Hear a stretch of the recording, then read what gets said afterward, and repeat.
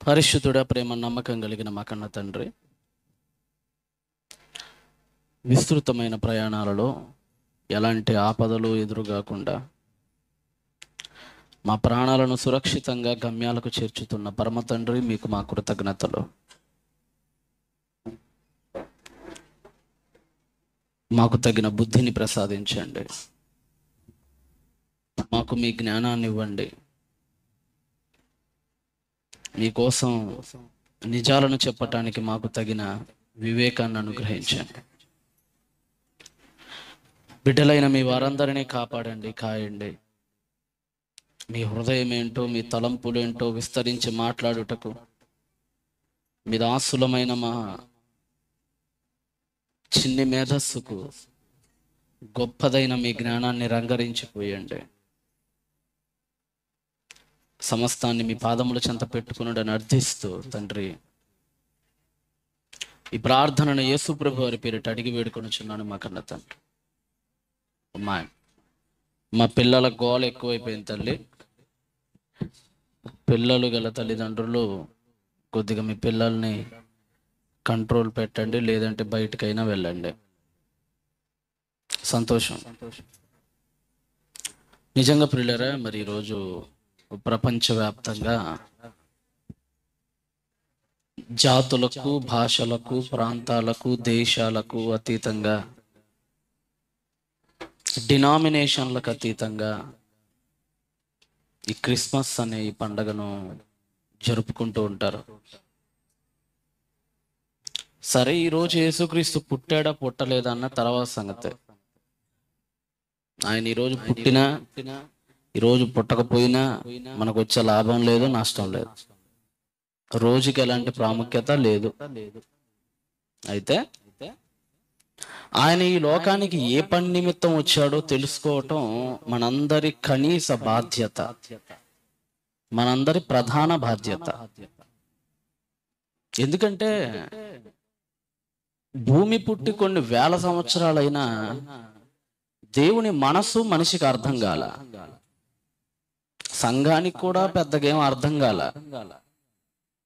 అన్యులతో పోల్చుకుంటే కొద్దిగా అర్థమైందేమో కానీ విడిగా ఆలోచిస్తే సంఘానికి కూడా పెద్దగా ఏం అర్థం కాల.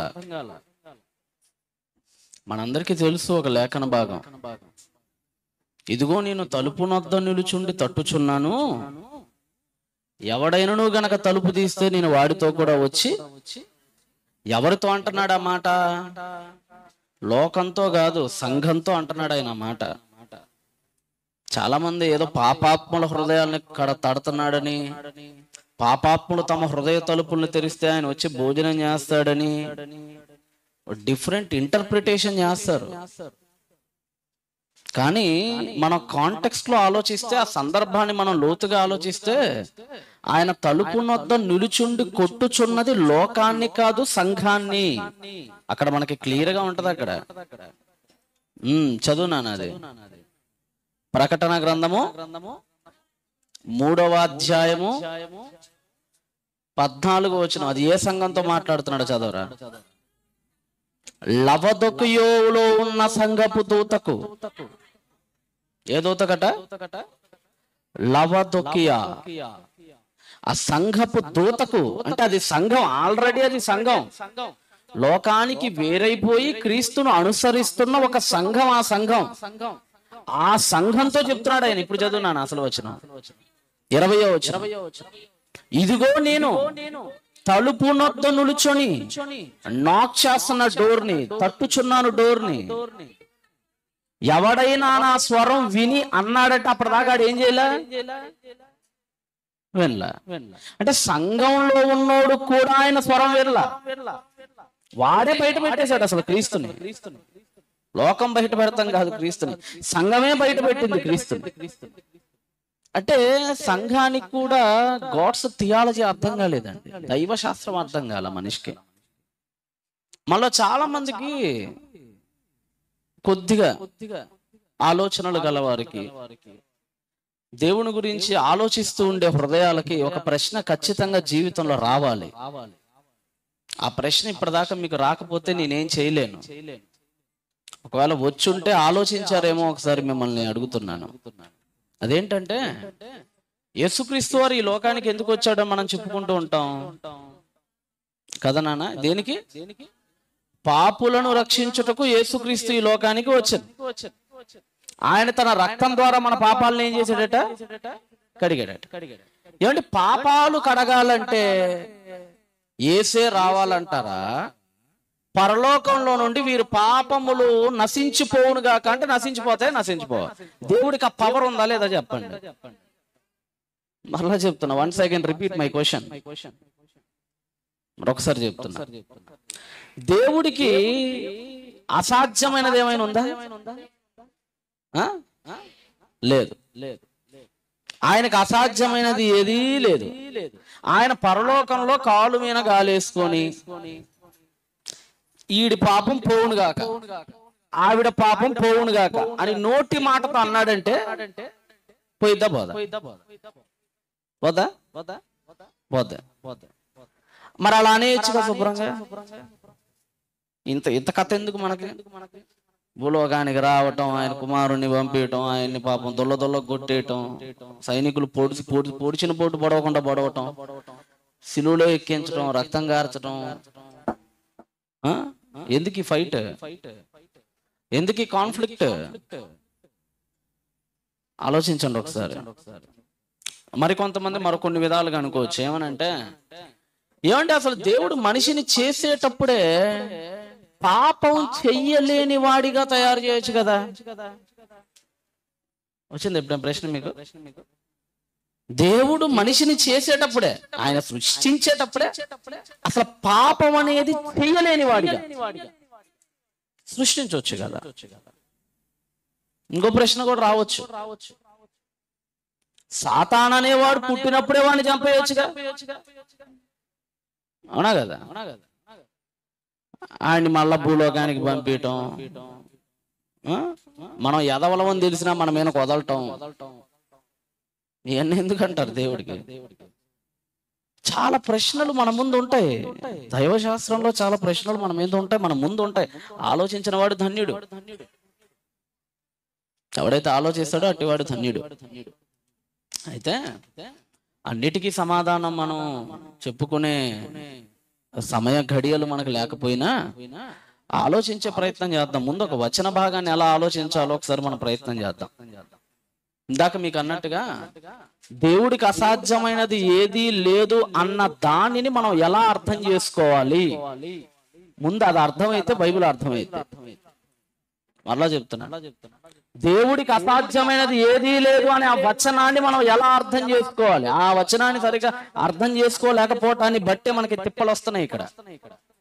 సరే, మీకు అలాంటి వచనం ఇంకో వచనం చెప్తాను. నమ్మిన వానికి సమస్తము సాధ్యమే అన్నాడా? ఆ రెండు ఒకే రకం. సమస్తం సాధ్యమే అంటే అసాధ్యమైనది ఏది లేదనే కదా. అవునా కదా? సమస్తము సాధ్యమే అంటే అర్థం ఏంటి? అసాధ్యమైనది ఏది? నమ్మిన వాడికి అసాధ్యమైనది ఏదీ లేదు. ఇప్పుడు మీరు నమ్మారా నమ్మలేదా? నమ్మారా? ఇప్పుడు ఒకసారి అనండి, వర్షం పడును కాక అనండి. ఒకసారి పడిద్దామో చూద్దాం అనండి. ఒకసారి నమ్మారా లేదా? నమ్మారా నమ్మలేదా? నిజం చెప్పండి. నమ్మారా? నమ్మిన వాడికి సమస్తం సాధ్యమే అన్నాడు. ఇప్పుడు మీరు ఒక్కసారి వర్షం పడును కాక అనాలి. ఇప్పుడు వర్షం నా కళ్ళ ముందు పడాలి. అలా పడితేనే మీరు నమ్మినట్టు, లేకపోతే మీరు నమ్మనట్టు. పడిద్దంటారా?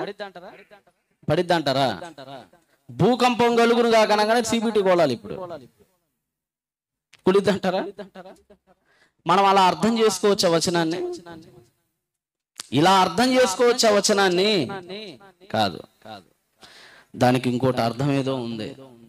అలానే దేవుడికి అసాధ్యమైనది ఏదీ లేదు అన్న క్వశ్చన్ కి అర్థం మనం ఊహించినది కాదు. అది ఆయన ఏ సందర్భంలో అన్నాడో మనకు అర్థం కావాలి. ఆ ప్రశ్న ఆయన దాన్ని, ఆ రివీల్నెస్ ఆయన ఏ సందర్భంలో ఉపయోగించాడు? సారామ్మకి ఇస్సాకు పుట్టే క్రమంలో 90 ఏళ్ల ముసలావిడికి పుట్టించొచ్చినా అసలు సాధ్యమయ్యే పనేనా అన్నప్పుడు అలాంటిది ఆయన లేవనెత్తాడు. అక్కడ సందర్భంలో ఆలోచించాలి. సరే, మీకు కొన్ని విషయాలు చెప్తా. దేవుడికి ఇవి సాధ్యమో సాధ్యం కావో మీరే చెప్పండి. మరలా చెప్తున్నా, నేను మీ ముందు కొన్ని ప్రశ్నలు పెడతాను. నోరు ఉంది కదా అని గబక్కన అనమాకండి.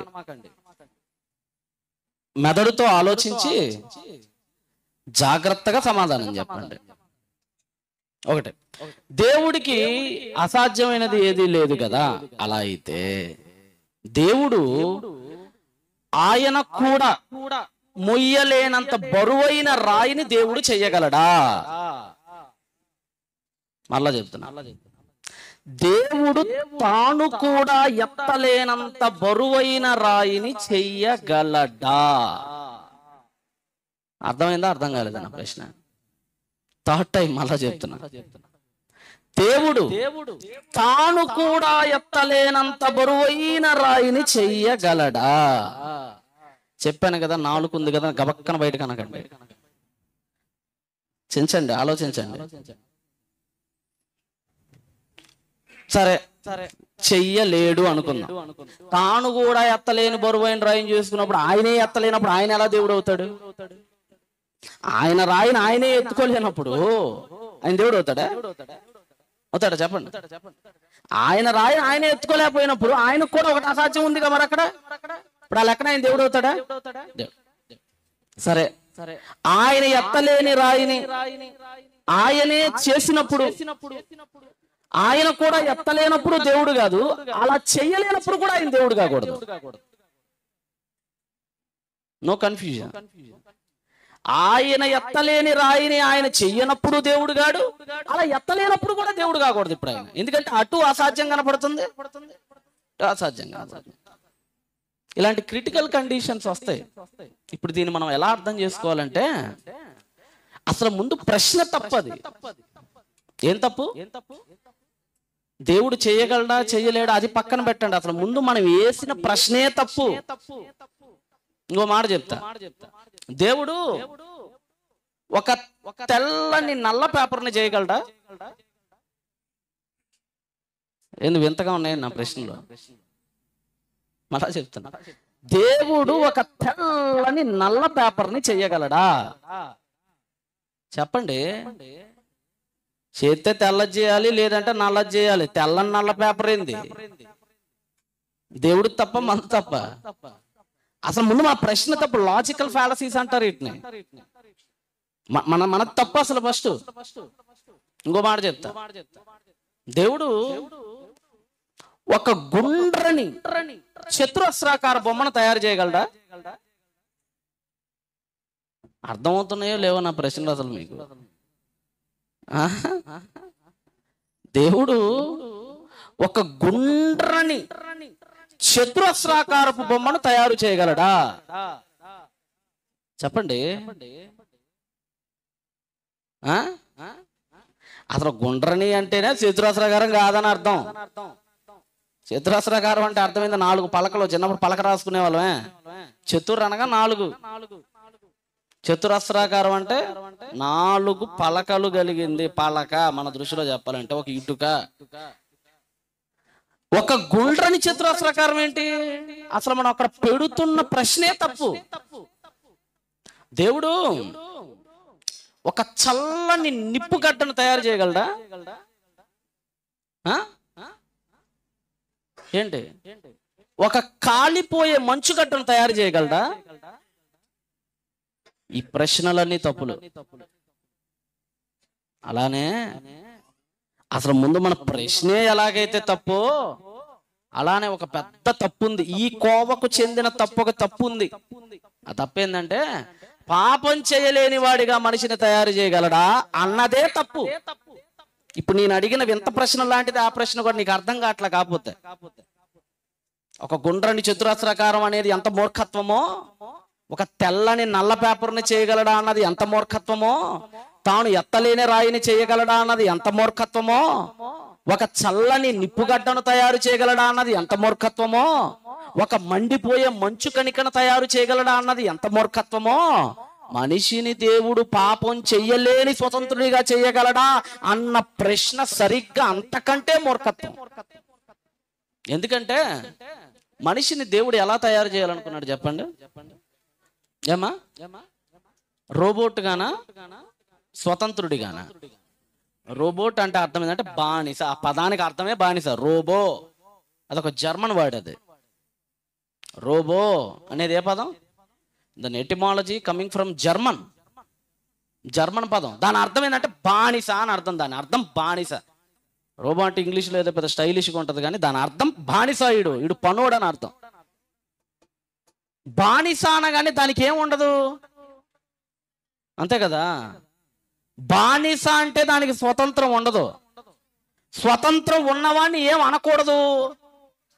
అది రెండు క్వైట్ ఆపోజిట్. ఒక దగ్గర ఉండవు ఇవన్నీ. ఇప్పుడు ఒక పెంటలో నుంచి మల్లె పువ్వు వస్తుందా? కంపు వస్తుందా? మల్లె వాసన పెంట కుప్పలో నుంచి వచ్చిద్దా? ఆ రెండు ఒక దగ్గర ఉండగలుగుతాయి అంటారా? అలాంటిదే ఇది కూడా. బానిస అంటేనే అక్కడ స్వతంత్రం ఉండదు అని అర్థం. స్వతంత్రుడు అంటేనే అక్కడ బానిసత్వం ఉండదు అని అర్థం. ఇప్పుడు దేవుడు మనిషిని ఎలా తయారు చేయాలనుకున్నాడు? స్వతంత్రుడిగా. స్వతంత్రత అంటే ఆప్షన్ని ఎంచుకునే అవకాశం ఇవ్వటమా, లేదంటే ఎలాంటి ఆప్షన్ ఇవ్వకపోవటమా? ఇప్పుడు చిన్నప్పుడు ఎగ్జామ్స్ రాశారా మీరు అందరూ పిల్లలారా? మల్టిపుల్ చాయిస్ క్వశ్చన్స్ ఉంటాయి. ఐడియా ఉందా మీకు? ఎలా ఉంటుంది చెప్పండి. తాజ్ మహల్ని ఎవరు కట్టారు? Option number A Nara Chandrababu Naidu, option number B YS Rajasekhar Reddy, option number 3 Shahjahan, option number 4 Narendra Modi అనుకోండి. ఇప్పుడు మీరు ఏ సెలెక్ట్ చేసుకోవాలి? దీన్ని ఏమంటారు? ఈ టైప్ ఆఫ్ క్వశ్చన్స్ ఏమంటారు? అది అంటే నీకు చాయిస్ ఇవ్వటం. చాయిస్ ఆ పదంలోనే ఏమర్థం అవుతుంది మనకంటే, నీ ముందు కొన్ని పెడతాడు, సెలెక్ట్ చేసుకోవాల్సినవి. అక్కడ చాయిస్ అంటే అర్థం అది. అలా కాకుండా తాజ్ మహల్ డాష్ కట్టారు అన్నాడు అనుకోండి, ఏమైతుంది? ఇప్పుడు అది మల్టిపుల్ చాయిస్ అయితే ఫిల్ ఇన్ ద బ్లాంక్ అయిద్దా కదా? సెంటెన్స్ కంప్లీషన్ క్వశ్చన్స్ అంటారు దాన్ని కరెక్ట్గా చెప్పాలంటే. ఇప్పుడు తాజ్ మహల్ డాష్ కట్టారు అన్నదాన్ని మల్టిపుల్ చాయిస్ క్వశ్చన్ అని అనకూడదు. అనరు. అన్నావంటే నువ్వు పెద్ద మూర్ఖుడు, నువ్వు 10th క్లాస్ ఫెయిల్ గడివి అని అర్థం. ఎక్కడ ఏది పెట్టాలి అక్కడ అదే పెట్టాలి మనం. ఫిల్లింగ్ ద బ్లాంక్స్ ఏంటో తెలియాలి, మల్టిపుల్ చాయిసెస్ ఏంటో తెలియాలి. అలాగే మనిషి అంటే ఏంటో అర్థం కూడా తెలియాలి. అసలు ఫస్ట్ నీకు ఆ అర్థం తెలిస్తే ఈ అర్థం కూడా తెలియాలి. మనిషి అంటే అర్థం ఏంటి అది కూడా తెలియాలి. దేవుడు మనిషిని స్వతంత్రుడిగా చేశాడు. ఒకవేళ అండి మనకి పుణ్య పాపాలను ఎంచుకునే స్వతంత్రత మనకి లేదనుకోండి, ఉదాహరణకు చెప్తున్నా, పుణ్య పాపాలను ఎంచుకునే స్వతంత్రత మనకి చాయిస్ మన ముందు లేదనుకో, మనం ఆ రోజు రోబోట్లు అయిపోతాం, మనుషులం కాలేం. మనం మనిషి అని అనకూడదు ఇక. మనల్ని మనిషి అనకూడదు ఇక దేవుడు ఆ రోజున. ఎప్పుడు? పాపం చేసే అవకాశం నీకు ఇవ్వనప్పుడు. అదే ఒక చాయిస్ నీకు. ఇప్పుడు నువ్వు ఏం తినాలి అన్న దగ్గర ఏం కనపడుతుందంటే, ఏమంటే ఇప్పుడు మిమ్మల్ని మా ఇంటికి పిలిచానండి, విందుకు పిలిచాను. సార్ మీరు మా ఇంటికి అతిథిగా రావాలని చెప్పాను. మీరు వచ్చారు. అప్పుడు మీ ముందు నేను రకరకాల కూరలు పెట్టాలి, అవునా? పప్పు, పచ్చడి, మంచి నాన్ వెజ్ ఐటమ్, చేపలు, రొయ్యలు, పీతలు, chicken, mutton, veg, non veg మొత్తం మీ ముందు పెట్టా. ఇప్పుడు దాన్ని ఏమంటారు చెప్పండి? ఆతిథ్యం అంటారు. అప్పుడు నీ ఇష్టమైంది నువ్వు తిను. అప్పుడేనా నేను నీ గౌరవం ఇచ్చినట్లు? అలా కాకుండా రావటంతో నేను ఆవకాయ బద్ద ఎంత వేసి తినిపోరా అన్నాను అనుకో, ఇప్పుడేమంటారు నేను? అది గౌరవం అయిద్దా? గౌరవం ఎప్పుడైద్దంటే నీకు ఎంచుకునే అవకాశం ఇచ్చినప్పుడు గౌరవం అయితే. షాపింగ్ మాల్కి తీసుకెళ్ళా, నీ ఇష్టమైంది కొనుక్కో, అది గౌరవం. వేయటంతో ఒక తెల్ల బట్ట నీ ముఖాన్ని కొట్టి తీసుకొని రా అన్నావు అనుకో, అదేమైతే? ఆప్షన్ లేనప్పుడు ప్రేమ అవ్వదు. అది ఆప్షన్ లేనప్పుడు ప్రేమ కాదు. అది నీకు ఆప్షన్ ఉండాలి, నువ్వు ఎంచుకోగలగాలి. నీ ఇష్టమైన చీర నువ్వు ఎంచుకోగలగాలి, నీ ఇష్టమైన కూర నువ్వు తినగలగాలి, నీ ఇష్టమైన ఇల్లు నువ్వు కట్టుకోవాలి. నీ ఇష్టానికి వదిలేయటాన్ని ఏమంటారు? స్వతంత్రత అంటారు. ఇప్పుడు అసలు పాపమే చెయ్యలేని వాడిగా మనిషిని తయారు చేశాడు అనుకోండి, ఇక నువ్వు ఎంచుకోవటానికి ఏముందాడా? ఇందాక నేను చెప్పినట్టుగా ఈ తెల్ల బట్టే కట్టుకో, ఇంకా దాంతోనే సమానం. ఈ పచ్చడే నువ్వు తిను, దాంతోనే సమానం. ఎంపిక లేనప్పుడు వాడు ఏలిక కాలేడు. గుర్తుపెట్టుకోండి. దేవుడు మనిషికి ఎంపికనిచ్చాడు, ఎంచుకునే అవకాశాలను ఇచ్చాడు. అందుకనే వాడిని దేవుడు ఏమని పిలిచాడు? కాబట్టి పాపము లేని మనిషిని దేవుడు చేయలేడు అంటే అసలు అది తప్పుడు ప్రశ్న. ఆయన చెయ్యలేడా చేయగలడా అన్నది కాదు, అసలు ముందు ఆ ప్రశ్న ఏంటి? ఇందాక మీకు చెప్పాను కదా, ఒక గుండ్రటి చతురస్రాకారాన్ని, అసలు ముందు ప్రశ్నే తప్పది. అలాంటి ప్రశ్న ఇది కూడా. చేయగలడా చేయలేడా అంటే అది కాదు ఇక్కడ సమస్య. ముందు ప్రశ్న తప్పురా నాయన. ఆయన చేస్తే రోబోట్లను తయారు చేయాలి, లేదంటే మనుషుల్ని తయారు చేయాలి. మనుషుల్ని తయారు చేయాలంటే స్వతంత్రతను ఇవ్వాలి, స్వతంత్రత ఇవ్వాలంటే పాప పుణ్యాలు ఎంచుకునే పవర్ కూడా అడిగి ఇవ్వాలి, లేదంటే శుభ్రంగా రోబోట్లను తయారు చేసి భూమి మీదకి వదిలేయాలి. ఈ లోపలకు ఉన్నటువంటి ఆ సారం మీకు అర్థమైతే దేవుడి మనస్తత్వం ఏంటో మీకు అర్థమైద్ది. అయితే అన్నిటినీ మనకు ఆదాము వాళ్ళ దగ్గరే దేవుడు చెప్పేశాడు ఆ విషయాన్ని. నీవు ఈ తోటలో నీ ఇష్టమైన పండ్లను తినే. ఏమి ఇచ్చేశాడు మనకు అక్కడ? ఆయన అక్కడే చెప్పేశాడు, అరే your all humans not robots. మీరు రోబోలు కాదు, మీరెవరు? మనుష్యులు. ఆయన హృదయంలో బానిసలను తయారు చేసుకోవాలని ఎప్పుడూ అనుకోలేదండి. ఆయన తనలాగే స్వతంత్రులను తయారు చేయాలనుకున్నాడు. దేవుడు ఎవరు? ఆయన బానిస కాదు. ఆయన దేవుడు తప్పు చేయాలనుకుంటే చేసేయగలడు. దేవుడు తప్పు చేయాలంటే చేసేయగలడు. దేవుడు మనిషిగా మారి పాపాలు చేయాలంటే చేసేయగలడు. దేవుడు ఏదైనా ఎలాగైనా చేయగలడు. ఆ ఎంపికని మనకిచ్చినప్పుడే మనం ఆయనకి ఏమవుతాం? కుమారులం అవుతాం. ఆయన తన పోలిక చొప్పున తన స్వరూపమందు, తన పోలిక ఏంటి? ఏదైనా ఎంపిక చేసుకునే గుణం ఆయన పోలిక. అది ఆయన ఎవరికి ఇచ్చాడు? దూతలకు ఇవ్వలేదు. అది ఆయన. అదే దైవ కుమారులు అంటే అర్థం తెలియాలి, దేవుడు అంటే అర్థం తెలియాలి, మనిషి అంటే అర్థం తెలియాలి, రోబోట్ అంటే అర్థం తెలియాలి, లాజికల్ ఫ్యాలసీ అంటే అర్థం తెలియాలి, పర్ఫెక్ట్ క్వశ్చనింగ్ అంటే అర్థం తెలియాలి. ఇవన్నీ అర్థమవుతాయని దైవశాస్త్రం మనకు అర్థమవుతుంది. అయితే అసలు క్రీస్తు ఎందుకు ఈ లోకానికి రావాలండి? ఆయన అక్కడి నుంచి క్షమించవచ్చు కదండి, అయిపోద్ది కదండి ఇదంతానంటే, ఒకటి మీరు గుర్తుపెట్టుకోండి, పాపాన్ని పైనుంచే క్షమించేసే కాడికి అసలు అది పాపం అని పిలవటం కూడా వేస్ట్ ఆ క్రియని. మళ్ళా చెప్తున్నా, ఇప్పుడు మీ ముందు ఒక బలపం ఇచ్చి పలకిచ్చా, అదే సమయంలో ఒక పెన్ ఇచ్చి పేపర్ ఇచ్చా.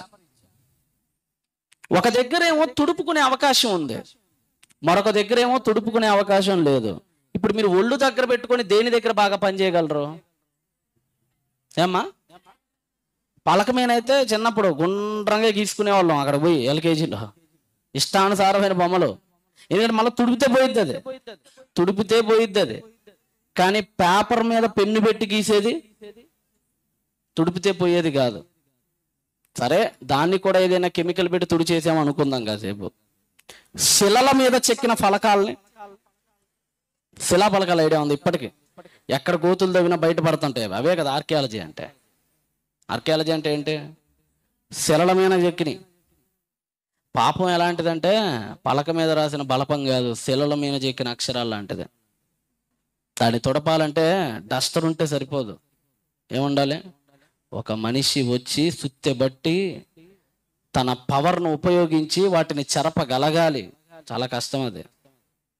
పాపం పైనుంచి క్షమించేస్తే పోద్ది అనుకున్న దానికి అసలు ముందు ఆ పేరు పెడతామే వేస్ట్. ఏం పేరు పెడతాం వేస్ట్ దానికి? ఇక ఎందుకు ఆ పదం ఎందుకు, దానికి ఎంత బిల్డప్ ఎందుకు, చేయకూడదానికి రిస్ట్రిక్షన్ ఎందుకాడ? ఇప్పుడు కరెంట్ దిగబట్టుకున్నా షాక్ కొట్టదు అనుకోండి, అమ్మ నాన్నకి ఎందుకు చెప్పటం దాని గురించి? దానికి రిస్ట్రిక్షన్స్ ఎందుకు? డేంజర్ బాక్సులు ఎందుకు? చేస్తే పోదనే కదా, దాన్ని ఏమంటారు? పాపం అంటారు. క్రీస్తు ఈ లోకానికి ముందుగానే ఫిక్స్ అయిపోయాడండి. తండ్రి కుమారుడు ఇద్దరు ముందుగానే ఫిక్స్ అయిపోయారు. వాళ్ళేమి తెలియకేం కాదు, దీనికి పూనుకుంది వాళ్ళు. ఒక అమ్మకి గర్భం దాల్చినప్పుడే అర్థమైపోయింది. ఏమని అర్థమైపోయిద్దమ్మా? తాను పురిటి నొప్పులు అనుభవించాలి అని తెలిసే పెళ్లి చేసుకునిద్దా, తెలియకుండానే పెళ్లి చేసేసుకునిద్దా? అన్నీ తెలుసు, అన్నీ తెలుసు. భర్తతో ఆనందము తెలుసు, బిడ్డ పుట్టేటప్పుడు వచ్చే కష్టము తెలుసు, అన్నీ తెలుసు ఆ తల్లికి. ఆ స్త్రీకి అన్నీ తెలుసు. ఆ స్త్రీ అన్నీ తెలిసే పెళ్లికి సిద్ధపడిద్ది. భర్తతో సంతోషం కోసమే కాదు, దానికి 1000 రెట్లు బాధకు కూడా సిద్ధపడే, మానసికంగా సిద్ధపడిన తర్వాతే వివాహానికి సిద్ధమైంది ఒక స్త్రీ. దేవుడు కూడా ఆయనకి రెండూ తెలుసు. మనిషిని చూసినప్పుడు తనకి పుత్ర సంతోషం కలిగిద్దని తెలుసు, వాణ్ణి మళ్ళా పురిటి నొప్పులు వచ్చి రెండోసారి గనాలని తెలుసు. He know everything. ఆయనకు అన్నీ తెలుసు. నువ్వు పాపం చేస్తావని కూడా తెలుసు. మరలా ఆయన తన కుమారుని పంపాలని తెలుసు, ఆయన చిత్త కొట్టాలని తెలుసు. అన్నిటికీ సిద్ధపడి ఆయన లోకాన్ని తయారు చేశాడు. ఎందుకంటే నీతిమంతులు అనే వాళ్ళకి వాళ్ళ వాల్యూ వేరు దేవుడి దృష్టిలో. మనందరం పరలోకానికి వెళ్ళమండి, వెళ్తామా మనందరం? చాలా తక్కువ, నాకు తెలిసి చాలా చాలా తక్కువ. ఒక వజ్రం బయటపడాలంటే కొన్ని టన్నుల మట్టి బయటికి లాగాలి, అవునా కదా? ఇంత చిట్టి వజ్రానికి ఎంత టన్నుల మట్టి బయటికి లాగాలి? కొన్ని వేల టన్నుల మట్టి బయటికి లాగాలి. కానీ ఒక కుప్పగా వేస్తే బయటికి లాగిన మట్టినంతా ఒక కొండంత కుప్ప అయితే ఆ వచ్చిన వజ్రాన్ని ఆ కుప్పతో సమానం, అంతకంటే ఎక్కువ విలువ కలిగిందా? బయటికి వచ్చిన మట్టి కుప్పల కంటే కోటి రెట్లు విలువైంది. ఏంటి? ఆ వజ్రం నీతిమంతుడు. ఆ నీతిమంతుడి కోసం దేవుడు ఎంత కష్టానికైనా సిద్ధపడతాడు. ఆయన ఎంత కష్టానికైనా సిద్ధపడతాడు. ఎన్ని త్యాగాలు జరిగినాయో తెలుసా మీ క్రిస్మస్ కోసం? ఎన్ని త్యాగాలు ఉన్నాయో తెలుసా? దాని వెనుక ఎంతమంది త్యాగాలు దాగున్నాయో తెలుసా? మనందరికీ తెలుసు. ముందు అందరికంటే ప్రప్రథమ త్యాగం చేసినోడు ఎవరు? తండ్రి. ఏం త్యాగం చేశాడు ఆయన? దేవుడు లోకమును I love you so much అన్నాడు దేవుడు వరల్డ్తో. ఎవరితో చెప్పలేదు ఆయన మాట ఇంతవరకు. దేవుడు లవ్ ప్రపోజ్ ఎవరితో పడితే వాళ్ళకి చేయలే. మనం చేస్తాం. ఇంటర్మీడియట్లో ఒకదాన్ని, 10th ఒకదాన్ని, డిగ్రీలో ఒకన్ని, బీటెక్లో ఒకన్ని. మనల్ని ఎలా తయారు చేశాడు దేవుడు? హెబ్రీలో అంటాడు కదా 2:5, వారిని దేవదూతల కంటే కొంచెం తక్కువ వారినిగా చేశారు, లెస్సర్ దాన్ ఏంజల్స్. మనం దేవదూతల కంటే తక్కువ వారు, మనం కూడా నరకంలో పడేయచ్చు. కానీ దేవుడు దేవదూతల దగ్గర చూపించినటువంటి ప్రవృత్తిని దేవుడు మన దగ్గర చూపించాలని అనుకోలేదు. ఆయన మనల్ని ప్రేమించాడు. అందుకనే చెప్తున్నాడు, ఆయన తన కుమారుణ్ణి ఏం చేశాడట? ఈ లోకానికి పంపించేశాడు తన కుమారుణ్ణి. తండ్రి త్యాగం దాగుంది. ఇక కుమారుడు అంటారా, సమస్తాన్ని వదిలేసి, సింహాసనాన్ని వదిలేసి, పరలోక వైభవాలను వదిలేసి, క్రీస్తు ఎవరండి? దేవునితో, తండ్రితో సమానుడైన భాగ్యం అంట. Equal to God, not lesser than God. ఆయన దేవుడి కంటే తక్కువ వాడు కాదు. ఈరోజు చాలా మంది వాగుతున్నారు, యేసుప్రభు ఒక మనిషి, ఆయన ఒక ప్రవక్త, ఇంకా ఆయన కేవలం దేవుని కుమారుడు అంతే, అంతకుమించి ఏమీ లేదు అని వాగేవాళ్ళు చాలా మంది ఉన్నారు. No, he's not only prophet, not only believer, not only son of God, not only any righteousness, he's God. Bible మనకు చెప్తున్న సంగతి ఏంటి? దేవునిలో ఆయన ఒక భాగం. దేవునిలో ఎవరైనా ఒక భాగంగా ఉన్నవాడు ఆయన. దేవునిలో విభజించబడిన ఒక మహాభాగం ఆయన. ఆ భాగం ఈ లోకానికి ఎలా వచ్చిందట? కుమారుడి అవతారాన్ని ఎత్తుకొని ఈ లోకానికి వచ్చిందట. దేవునితో సమానుడైన భాగ్యాన్ని ఆయన విడిచిపెట్టి త్యాగం చేసి మనలోసం భిక్షగాడ అవతారం ఎత్తి లోకానికి వచ్చాడని బైబిల్ చెప్తుంది. ఇక 3వ త్యాగం ఎవరిదో ఒకసారి మనం చూద్దామా? లూకాసు వార్తకు ఒకసారి రండి. క్రిస్మస్ వెనక ఎన్ని త్యాగాలు దాగున్నాయో, ఎట్టి త్యాగాలు దాగున్నాయో ఒకసారి మనం కూడా చూద్దాం. 1వ అధ్యాయము 21, లూకాసు వార్త 1:21. ఎవరమ్మా యేసుక్రీస్తు తల్లి? ఎవరు? మరియా. మరియా అంటే అర్థం తెలుసా? మరియా అంటే అర్థం చేదు అని. మారా అనే పదం నుంచి వచ్చింది ఆ పదం. చదివారు కదా చిన్నప్పుడు? మారా చదివారమ్మా? మోషే దగ్గర ఒకసారి కనపడుతుంది మనకి తోరాలో. చేదైపోతే ఆ నీళ్ళు మారా అంటారు వాళ్ళు అక్కడ. ఆ తర్వాత నయోమి కూడా అంటది. ఏమనంటది? నా పేరు నయోమి అంటే పంచదార అని అర్థం, తీపి, తీయగా ఉంటుంది తేనెలాగా. నా పేరు ఏమో అనబడు నీకు నుంచి. మారా అంటే చేదు. మారా అనే పదమే మరాయా, అదే మరియాగా మారింది మనకి చివరికి. చేదు. ఆమె పేరుకు తగ్గట్టుగానే పాపం ఆవిడ జీవితం అంతా చేదుగానే ఉంది. ఆ రోజుల్లో వాళ్ళ కష్టాలను చూసి ఆ పేర్లు పెట్టుకునేవాళ్ళు. బీదవాళ్ళు పెట్టుకుంటారు ఎక్కువ పేరు, వాళ్ళ కష్టాలు తలుచుకొని పెట్టుకుంటారు. చాలాసార్లు బైబిల్లో ఎలా ఉంటాయంటేనండి పేర్లు, నక్షత్రాలను చూసి, అక్షరాలను చూసి పెట్టరాళ్ళు. మనం పేర్లు ఎట్లా పెట్టుకుంటాం? మనం అమ్మలో ఒక పదం తీసుకొని, నాన్నలో ఒక పదం తీసుకొని మిక్స్ చేసి కొడతాం. లేదంటే అమ్మమ్మ పదమో నాయనమ్మ పదమో పెట్టుకుంటాం, తాత పదమో వాళ్ళ నాన్న పదమో పెట్టుకుంటాం, అదే పేర్లు పెట్టుకుంటాం. ఈ మధ్యకాలంలో ఒక ఇంటర్వ్యూ, నేను ఎక్కువ ఇంటర్వ్యూస్ చూస్తూ ఉంటా, నాకు బేసిక్గా దట్స్ మై హ్యాబిట్. మొన్న ఈ మధ్యన మన సెక్సాలజిస్ట్ సమరం గారి ఇంటర్వ్యూ వచ్చింది. ఆసక్తికరంగా ఉంది వాళ్ళు పెట్టిన టైటిల్. తెలుసుగా సమరం, ఐడియా ఉందా? ఆయన ఇంటర్వ్యూ చూస్తున్నా, ఆయన జీవితం గురించి చెప్తున్నాడు. ఆయన he's a Brahmin and cum atheist. ఆయన చూస్తుంటే ఆయన ఒక ఆసక్తికరమైన మాట ఉపయోగించాడు. ఆ మాట వల్లనే నేను అసలు ఆ వీడియో చూశాను. అదేంటంటే ఆ ప్రశ్న అడుగుతున్నాడు, ఆర్కే గారు ప్రశ్న అడుగుతున్నాడు, సార్ మీ పేరు ఏంటంటే సమరం ఏంటంటే, అసలు అదేం పేరు కామెడీగా ఉంది, వినే వాళ్ళందరికీ సమరం ఏంటి, సమరం నవ్వుగా ఉంటుంది అసలు ఆ పదం, అదేం పదం అండి అన్నారు. వాళ్ళ అన్న పేరు ఒకటి ఉందంట, సమరం వాళ్ళ అన్న పేరు లవణం అంట. సమరం వాళ్ళ అన్న పేరు ఏంటట, లవణం. లవణం అంటే ఏంటమ్మా? ఉప్పు. అలాగా వాళ్ళ ఇంట్లో అందరి పేర్లు కామెడీగా ఉన్నాయి. ఇంకొక ఆయన పేరు స్వతంత్రం.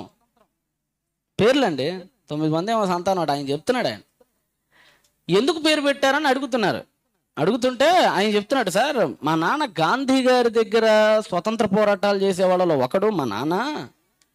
అలా మా నాన్న గాంధీ గారితో కలిసి ఉప్పు సత్యాగ్రహంలో పాల్గొన్నాడు మా నాన్న. ఈ ఉప్పు సత్యాగ్రహంలో పాల్గొన్నప్పుడు మా అన్న పుట్టాడు. ఉప్పుకి పర్యాయ పదం ఏంటి? లవణం. కాబట్టి అప్పుడు మా అన్న పుట్టాడు కాబట్టి ఆడికి లవణం అని పేరు పెట్టారు. మరి నా పేరు ఏంటంటారా? నేను యుద్ధం జరిగేటప్పుడు పుట్టా. బ్రిటిష్ వాడు మా నాన్న ఇద్దరు కలిసి యుద్ధంలో పోరాడుతున్నారు, గాంధీ గారు. ఆ యుద్ధం జరుగుతున్నారు, అప్పుడు నేను పుట్టా. అందుకని ఏం పేరు పెట్టారు? మా అక్కేమో స్వతంత్రం వచ్చేటప్పుడు పుట్టింది, అందుకని స్వతంత్రం. అంటే చరిత్రలో జరిగిన సందర్భాలను బట్టి పేర్లు పెట్టేవాళ్ళు. ఇప్పుడు మన తమిళనాడు ముఖ్యమంత్రి ఉన్నాడు, ఏం పేరమ్మా? Joseph Stalin. ఎందుకు స్టాలిన్ అని పేరు పెట్టాడు? వాళ్ళ నాన్న కరుణానిధి. వాళ్ళ నాన్న ఒక రోజు ఇట్లానే వేదిక మీద మాట్లాడుతున్నాడట. మాట్లాడుతుంటే 2 ఫోన్లు వచ్చినాయట ఆయనకి. ఒక ఫోన్ ఏంటంటే, సార్ రష్యా వాడు, అసలు జోసెఫ్ స్టాలిన్ అనేవాడు రష్యా నియంత, ruthless dictator of the Russia, USSR అంటారు కదా, దానికి నియంత. ఫోన్ వచ్చింది ఆయనకి, ప్రసంగం ఇలానే చేస్తున్నప్పుడు ఫోన్ వచ్చింది. ఏంటని అడిగాడు ఆయన. సార్ స్టాలిన్ గారు చచ్చిపోయారంట సార్ అన్నాడు. ఆయనకి చాలా ఇష్టం స్టాలిన్ అంటే. గుండె ఒక్కసారిగా ఆగిపోయింది దానికి. స్టాలిన్ చచ్చిపోయాడా? ఇంకొక ఫోన్ వచ్చిందట, సార్ మీకు మగబిడ్డ పుట్టాడు సార్ అని. అప్పుడు ఈ పేరుని తీసుకెళ్ళి ఎవరికి పెట్టాడు? అనుకోని పెట్టరు కొంతమంది పేర్లు, జరుగుతున్న పరిణామాలను బట్టి, చారిత్రక సంఘటనలను బట్టి పేర్లు పెడతారు. బైబిల్లో ఉన్నటువంటి అతి గొప్ప సాంప్రదాయం ఇదే. బైబిల్లో కూడా మీరు చూడండి, ఎవరు ముందు అనుకోని ఎవరు పేరు పెట్టరు. ఉదాహరణకి ఏలి మనవాళ్ళు ఉంటారు, ఏకాబోదు, గుర్తున్నాడా? వాళ్ళ కోడలు 9 నెలల గర్భవతి అయినప్పుడు ఆవిడకి ఒక ఇన్ఫర్మేషన్ వచ్చింది, మీ ఆయన చచ్చిపోయాడు, అదే సమయంలో మందసాన్ని ఎవడు ఎత్తుకుపోయాడని. మందసం ఎత్తుకుపోయారంటే ఆ ఇశ్రాయేలు నుంచి ఏం పోయినట్టు? అందుకని ఈ కాబోద్ అనే ప్రభావం పోయిను. సందర్భాన్ని బట్టి పేర్లు ఉంటాయి బైబిల్లో.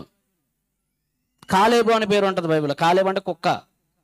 ఐగుప్తీయులు కుక్కలా చూసేవాళ్ళు, కుక్కల్లా పని చేయించుకునేవాళ్ళు, అందుకని కుక్కలం మేము. సందర్భాలను బట్టి పేర్లు ఉంటాయి. మరియా అంటే అర్థం ఏంటి తెలుసా? ఈ పేర్లు కడుబేద కుటుంబంలో పుట్టిన వాళ్ళకి పెడతారు. చేదైన బ్రతుకులు, మింగలేని బ్రతుకులు, మింగలేని రుచులు కలిగినటువంటి వాళ్ళకి ఆ పేర్లు పెడతారు. మరియా అనగా చేదైన దానా, ఇలాంటి కుటుంబంలో పుట్టావంటే బేద కుటుంబాల్లో అని. అలాంటి ఆవిడ ఎవరు? మరియా. ఈ మరియా అదృష్టం బాగుండి రాజరిక కుటుంబీకు చెందినటువంటి యోసేపుని పెళ్ళాడింది. ఎవరిని పెళ్ళాడింది? జోసెఫ్ని పెళ్ళాడింది. జోసెఫ్ ఎవడు సామాన్యుడు కాదు, పేరుకి ఏంటంటే ఆయన కార్పెంటర్. ఆయన వైభవాలు పోయినాయి అంతే, రాజరిక కుటుంబాలు. ఇప్పుడు మీరు చూడండి, మొన్న ఈ మధ్య ఏదో ఒక క్లిప్ చూశాను నేను. దామోదరం సంజీవయ్య గారు అని ఒకప్పుడు మన ముఖ్యమంత్రి, గుర్తున్నాడో లేదో మీకు, 2వ 3వ మొత్తానికి ఆంధ్ర రాష్ట్రానికి ఆయన ముఖ్యమంత్రి. మొదటి దళిత ముఖ్యమంత్రి కూడా ఆయనే, దామోదరం సంజీవయ్య. ఆయన మనవడు ఇప్పుడు ఏటీఎం దగ్గర సెక్యూరిటీ గార్డ్గా పనిచేస్తున్నాడట. దేని కింద? గాంధీ గారి మనవడు తెలుసా? రిక్షా దొక్కుతున్నాడు ఇప్పుడు ఆయన, ముని మనవడు గాంధీ గారికి. వాళ్ళ గతం చాలా గొప్పది, కానీ వర్తమానం చాలా దీన పరిస్థితుల్లో ఉంది. యోసేపు బ్రతుకు కూడా అదే. లూకాసు వార్తకు రండి, అసలు యోసేపు ఎవడో లూకాసు వార్తలో చెప్తారు. చదువునండి, 2వ అధ్యాయానికి రండి. 2వ అధ్యాయము 5వ వచనంలో చూడండి. 2, 4, 5 వచనాలు కలిసి ఉంటాయి అన్న. యోసేపు దావీదు వంశములోను ఎవరి వంశంలో పుట్టాడట? Dynasty of the David. దావీదు వంశం అంటే ఏమనుకున్నారు మీరు? రాజవంశం. అది అంటే వీళ్ళ తాత ముత్తాతలు దాటినప్పటి నుంచి వచ్చినవాడు దావీదు, కొత్తవాడేం కాదు. దావీదు రాజవంశములోను గోత్రములోను, అదే గోత్రం అదే వంశం. అంటే వాళ్ళ తాతలు వాళ్ళ ముత్తాతలు రాజులు వాళ్ళు. కానీ ఇప్పుడు ఈయన ఏం చేసుకొని బతకాల్సి వస్తుంది? చక్కలు కొట్టుకుంటూ బ్రతకాల్సి వస్తుంది నజరేత్ అనే ఒక ఊర్లో. అదేదో సినిమా టైప్లోనే ఉంటాయి ఈ గాథలు కూడా. అప్పుడెప్పుడో మంచి బిలియనీర్ ఉంటాడు, అతని తర్వాత ఏదో కారణాల వల్ల వేరే ఊరు వెళ్ళిపోతాడు, ఆడ ఏదో ఆటో తోలుకుంటానో లేదంటే మెకానిక్ షాప్లోనో పని చేస్తుంటాడు. ఇలాంటి గాథలే సేమ్. అలాంటి ఆయనకి ఇచ్చి వివాహం చేశారు. ఎవరిని? మరియమ్మని. మరియమ్మ పరిస్థితి ఏంటంటే పాపం అప్పటిదాకా ఆవిడ సుఖపడింది లేదు. చెప్పాను కదా, ఆవిడ పేరే చెప్తుంది మనకు ఆవిడ ఏ సుఖపడలేదని. మంచిగా పెళ్లి చేసుకొని హ్యాపీగా లైఫ్లో సెటిల్ అయిపోదాం అనుకుంది. ప్రతి స్త్రీ ఏమనుకుంటుందమ్మా? ఎంతవరకు మొన్న మధ్య వైజాగ్ దగ్గర ఆడపిల్లలను అడుగుతున్నారు, మీకు ఎలాంటి వరుడు కావాలి అని. ఏమంటారు కదా, ఈ మీడియా వాళ్ళకి పని పాట ఉండదు కదా, మైక్ తీసుకుని వెళ్ళి కాలేజీ ఆడపిల్లలను అడుగుతారు, మీకు ఎలాంటి హస్బెండ్ కావాలంటే అమ్మాయి అంటుంది, నా చేత ఒక పని చేయించినోడు, నేను కూర్చుంటే నా కాళ్ళు 2 తీసుకెళ్ళి మళ్ళీ మంచం మీద పెట్టి పనుకోవే అనేవాడు, నా అన్నం కూడా తనే వండేవాడు, అవసరమైతే కలిపి నోట్లో పెట్టేవాడు, నన్ను బాగా చూసుకునేవాడు, వారానికి 3 సార్లు షాపింగ్ మాల్ తీసుకెళ్ళి ఇష్టమైన కొనుక్కోవే అనేవాడు, నేను మొయ్యలేనంత బంగారం కొనిచ్చేవాడు కావాలంటుంది. గొంతెమ్మ కోరికలు అంటారు వీటిని. ఎవరైనా అదే కోరుకుంటారు.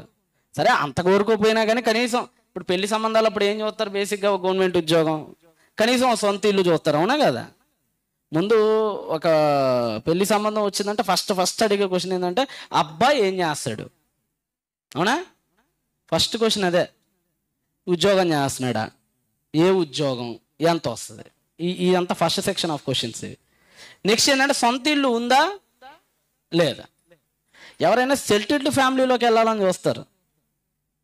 మరియమ్మ కూడా అలానే అనుకుంటుంది, సాధారణ స్త్రీని మీలాగా. ఆ తల్లి కూడా కాకపోతే ఒకరోజు సడన్గా పెళ్ళయింది ఆవిడకి. మూడు రకాల మ్యారేజెస్ ఉంటాయి వాళ్ళకి. యూదుల్లో 3 రకాలు ఉంటుంది మ్యారేజ్. 3 దఫాల్లో జరుగుతుంది. ఒకటి ఏంటంటే ప్రైవేట్ మ్యారేజ్, అంటే పెళ్లి చూపులు, బంధువుల మధ్య మాత్రం ఇద్దరు వచ్చి దండలు మార్చుకునే టైపు మనలాగా. అంటే అందరినీ పిలవరు, జస్ట్ వాళ్ళ రిలేటివ్స్ మాత్రం పిలుచుకుంటారు, అక్కడ అది అయిపోద్ది. నెక్స్ట్ సన్హెడ్రిన్ సభ దగ్గరికి వెళ్ళాలి వీళ్ళు మ్యారేజ్ జరగాలంటే. మహాసభ అంటారు తెలుగులో దాన్ని. యేసుక్రీస్తు కూడా చాలాసార్లు అంటాడు, నన్ను మహాసభ అంటే ఏదో అనుకున్నారు, సన్హెడ్రిన్ అంటారు దాన్ని గ్రీక్లో. సన్ననగా కూర్చోవటం, హెడ్రిన్ అంటే కలిసి కూర్చోవటం, అంటే పంచాయతీ పెద్ద అనమాట. మన భాషలో చెప్పాలంటే సన్హెడ్రిన్ అంటే పంచాయతీ పెద్దలు. వాళ్ళ దగ్గరికి వెళ్ళి రిజిస్టర్లో సైన్ చేయాలి. అది సెకండ్ స్టెప్. అది థర్డ్ స్టెప్ ఏంటంటే ఊర్లో ఉన్న వాళ్ళందరినీ పిలిచి పెళ్ళిళ్ళు చేసుకుంటాం. 3 స్టెప్స్. ఒకటి ప్రైవేటు, 2 సన్హెడ్రిన్, 3వది పబ్లిక్. ఇప్పుడు ఈవిడికి 2 అయిపోయినాయి. ఒకటి ప్రైవేట్ అయిపోయింది, ఆల్రెడీ ప్రధానము చేయబడింది. 2 సన్హెడ్రిన్ దగ్గర కూడా అయిపోయింది. ఇక నెక్స్ట్ మ్యారేజ్, అది ఒక్క స్టెప్ ఖాళీగా ఉంది అంతే. ఈ లోపల సెకండ్ స్టెప్ అయిపోయిన తర్వాత థర్డ్ స్టెప్కు ముందు ప్రత్యక్షమైంది. ఎవరు? గాబ్రియల్ దేవదూత ప్రత్యక్షమై ఏమనిందో మీకు అందరికీ తెలుసు. ఏమనిందమ్మా? 1:21 చదువున్నాను, చదవరా నాన్న? లూకాసు వార్త 1:28 చదువు. ఆ దూత లోపలికి వచ్చి ఆమెను చూచి, దయాప్రాప్తురాలా, నీకు శుభము, ప్రభువు నీకు తోడై ఉన్నాడు అని చెప్పి ఆమె ఆ మాటకు బహుగా తొందరపడింది, భయపేస్తుంది. ఎందుకంటే దేవదూతల ప్రత్యక్షత అనేది ఎక్కువగా బిడ్డల్ని కలిగేటప్పుడే కలుగుతుంది. అది యెహోషువ యుద్ధ సమయాలన్నీ పక్కన పెట్టేస్తే న్యాయాధిపతుల కాలం నుంచి దేవదూత ప్రత్యక్షత ఏంటంటే గర్భం రాబోతుంది అనడానికి సూచనలు అవి. సంసోను వాళ్ళ తల్లి దగ్గర కానీ, ఎలిజబెత్ అమ్మ దగ్గర కానీ వస్తుంది. దేవదూత రంగానే షాక్ అయిపోయింది ఈవిడ. షాక్ ఒక్కసారిగా, ఏంటి నాకు ప్రత్యక్షమయ్యాడేంటి దేవదూత అని షాక్ అయిపోయి చూస్తుంది, తొందరపడుతుందట ఆవిడ. నెక్స్ట్ ఈ శుభవచనం ఏంటంటే అని ఆలోచిస్తూ ఉంది, ఎందుకు ప్రత్యక్షమైందని. అందుకు దూత, మేరీ భయపడకు, దేవుని వలన నీవు కృప పొందితివి, ఇదిగో నీవు గర్భము ధరించి కుమారుణ్ణి గని ఆయనకి యేసు అని పేరు పెట్టుదువు. ఏ పేరు? ఏం ధరిస్తావు నువ్వు? పేదవాళ్ళు ధనవంతులు కావాలని కోరుకుంటారు కానీ గర్భవతులు కావాలని కాదు కదండి. ఇప్పుడు సడన్గా మీరే ఉన్నారు, ఒకసారి ఆలోచించండి. పెళ్లి కాని పిల్లలు ఉన్నారు, చెల్లెళ్ళు చాలామంది. మీకే దూత ప్రత్యక్షమే, నువ్వు గర్భం దాలుస్తావంటే మీ పరిస్థితి ఏంటి? ఒకసారి ఆలోచన డెప్త్గా. అప్పుడే ఆవిడ పరిస్థితి మీకు అర్థమైంది.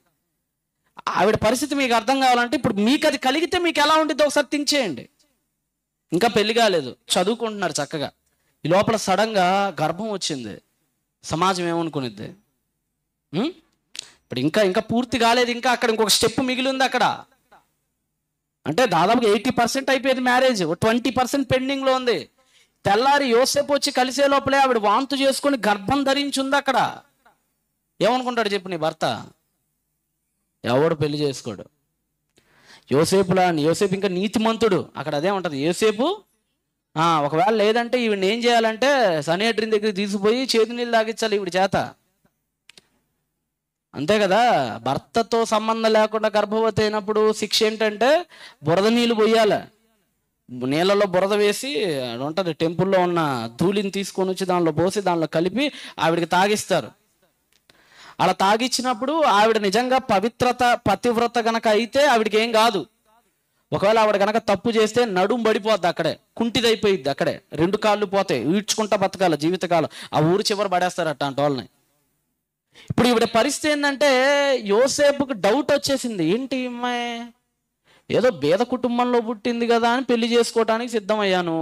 వెనక్కి చెప్పేద్దామంటేనేమో అప్పటికి సగం అయిపోయింది, ఎంగేజ్మెంట్ అయిపోయింది మన భాషలో చెప్పాలంటే. ఇప్పుడు గనక వెనకడుగు వేస్తే నా పరిస్థితి బాగోదు. ఈ అమ్మాయిని వెళ్ళి గబక్కనేమని అడిగానా, ఏంటి నువ్వు చేసిందని అవమానించినట్లు ఉంటుంది ఆడపిల్లల్ని. ఇంకా చాలా మంచోడు పాపం. చిన్న వాటికి టార్చర్లు పెట్టే భర్తలు ఉన్నారు ఈరోజు మన దగ్గర. ఉన్నారు. ఎవరితో ఫ్రెండ్ కనపడితే ఆడితో మాట్లాడిన అనుమానంగా చూస్తాడు.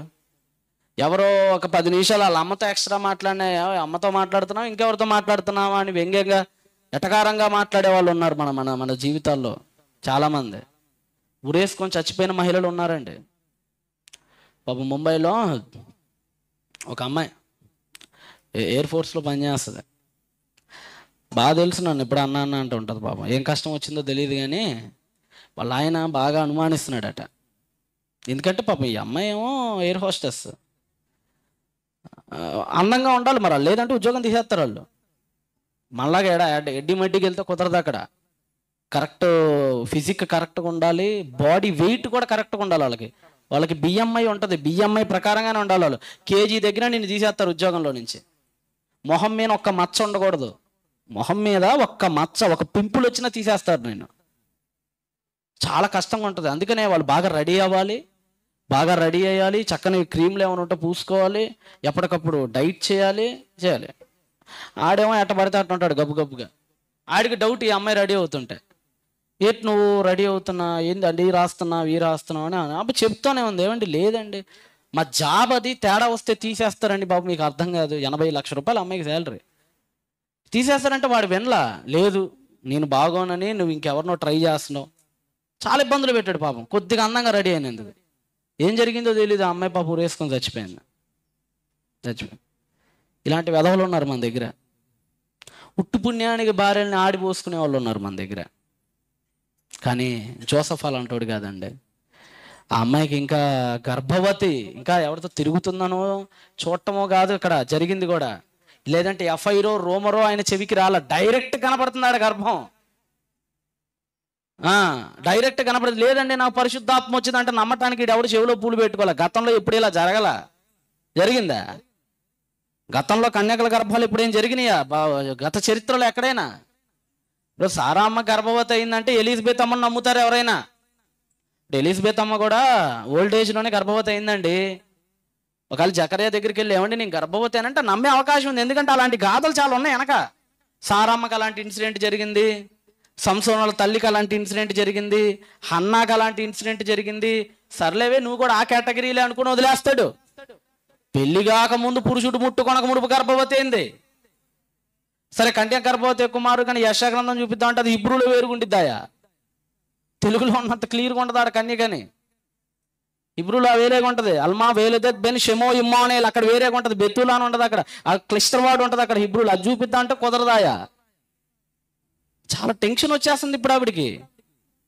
దాదాపుగా విడిచిపెట్టేద్దాం అనుకున్నాడట. అది మత్తయిలో ఉంటుంది మనకి. మత్తయిలో చదువున్నాను 1:18 కదరా, 19 1వ అధ్యాయం మత్తయి 19. ఆమె భర్త అయిన జోసెఫ్ నీతిమంతుడై ఉండి, ఎవరట ఆయన పాపం? హీఈస్ రైచువస్నెస్, నీతిమంతుడట ఆయన. నీతిమంతుడై ఉండి ఆమెను అవమానపరచనోళ్ళకంటే పాపం సాటి ఆడదాన్ని అవమానపరిచే గుణం కూడా కాదు పాపం అయింది. అవమానం ఏంటండి? ఇంకోడైతే చాచి కొట్టేస్తాడు, చంపేస్తాడు. అసలు దూత ప్రత్యక్షమైన లోపలే చంపేస్తాడు. అసలు ఆవేశం కదా మగాడికి, ఆవేశం కదా, నిజం తెలుసుకునే లోపలే. ఒక ఛత్తీస్గఢ్లో అట్టుకుంటా ఒక గాథ. ఎవడో ఒక పోకిరి వాళ్ళు ఏం చేశారంటే, ఇక పోకిరి వాళ్ళు అంటేనే పని పాట లేని వాళ్ళని అర్థం. ఎవరికి ఏ నెంబర్ వాళ్ళంటే వాళ్ళకి మైండ్లో ఏ నెంబర్ మీద వెళ్తే ఆ నెంబర్ కొట్టేసేవాళ్ళు. 798 ఏది వస్తే అది కొట్టేసేవాళ్ళు. ఫోన్ చేసేవాళ్ళు. గబక్కన ఏదైనా సింక్ అయితే కదా, ఏదో ఒక నెంబర్ దేనికో దానికి సింక్ అయింది అనుకోండి, ఆడపిల్లలు లేపారు అనుకోండి, హాయ్ ఎలా ఉన్నామని అంటాడు. మగవాళ్ళు లేపితే కట్టేస్తాడు ఫోన్. అలాగ ఒక రోజు ఒక అమ్మాయి నెంబర్ సింక్ అయింది ఒక ఇంట్లోది. అమ్మాయి ఫోన్ లేపింది, ల్యాండ్ లైన్ అంటే ఇక్కడ లేపితే అక్కడ వినపడితే, అక్కడ లేపితే ఇక్కడ వినపడింది. మీకు తెలుసో తెలీదు మరి దాని గురించి. హాయ్ ఎలా ఉన్నావు అన్నాడు. ఎవరు నువ్వు అనింది. అప్పుడే మర్చిపోయావా, ఫోన్ ఎవరైనా వింటున్నారా? మీ ఆయన ఏమైనా రికార్డింగ్ దొంగ మాటలు మాట్లాడాడు. మీ ఆయన ఏమైనా రికార్డింగ్లో పెట్టాడా? నేనులే పలానా సతీష్ని, ఏమనుకోకు, పెళ్ళి అయిపోయిన తర్వాత నన్ను మర్చిపోయావులే అని చాలా మాట్లాడాడు. ఈ అమ్మాయి నువ్వెవడో నాకు తెలియదు, అసలు ఎవడరా నువ్వు, మా ఇంటికి ఫోన్ చేసావంటే, సర్లే ఈ నెంబర్కి చేయొద్దంటే ఇంకో నెంబర్ ఇవ్వు, మరీ తెలియదని అయితే అనకు, మీ ఆయనకి చెప్పనులే అని. వాడు ఎంత చెయ్యాలో అంతా చేశాడంటే వాళ్ళ ఆయన అంతా వినేసాడు ఫోన్. ఇప్పుడు వచ్చి చెప్పినా నమ్మట్లా.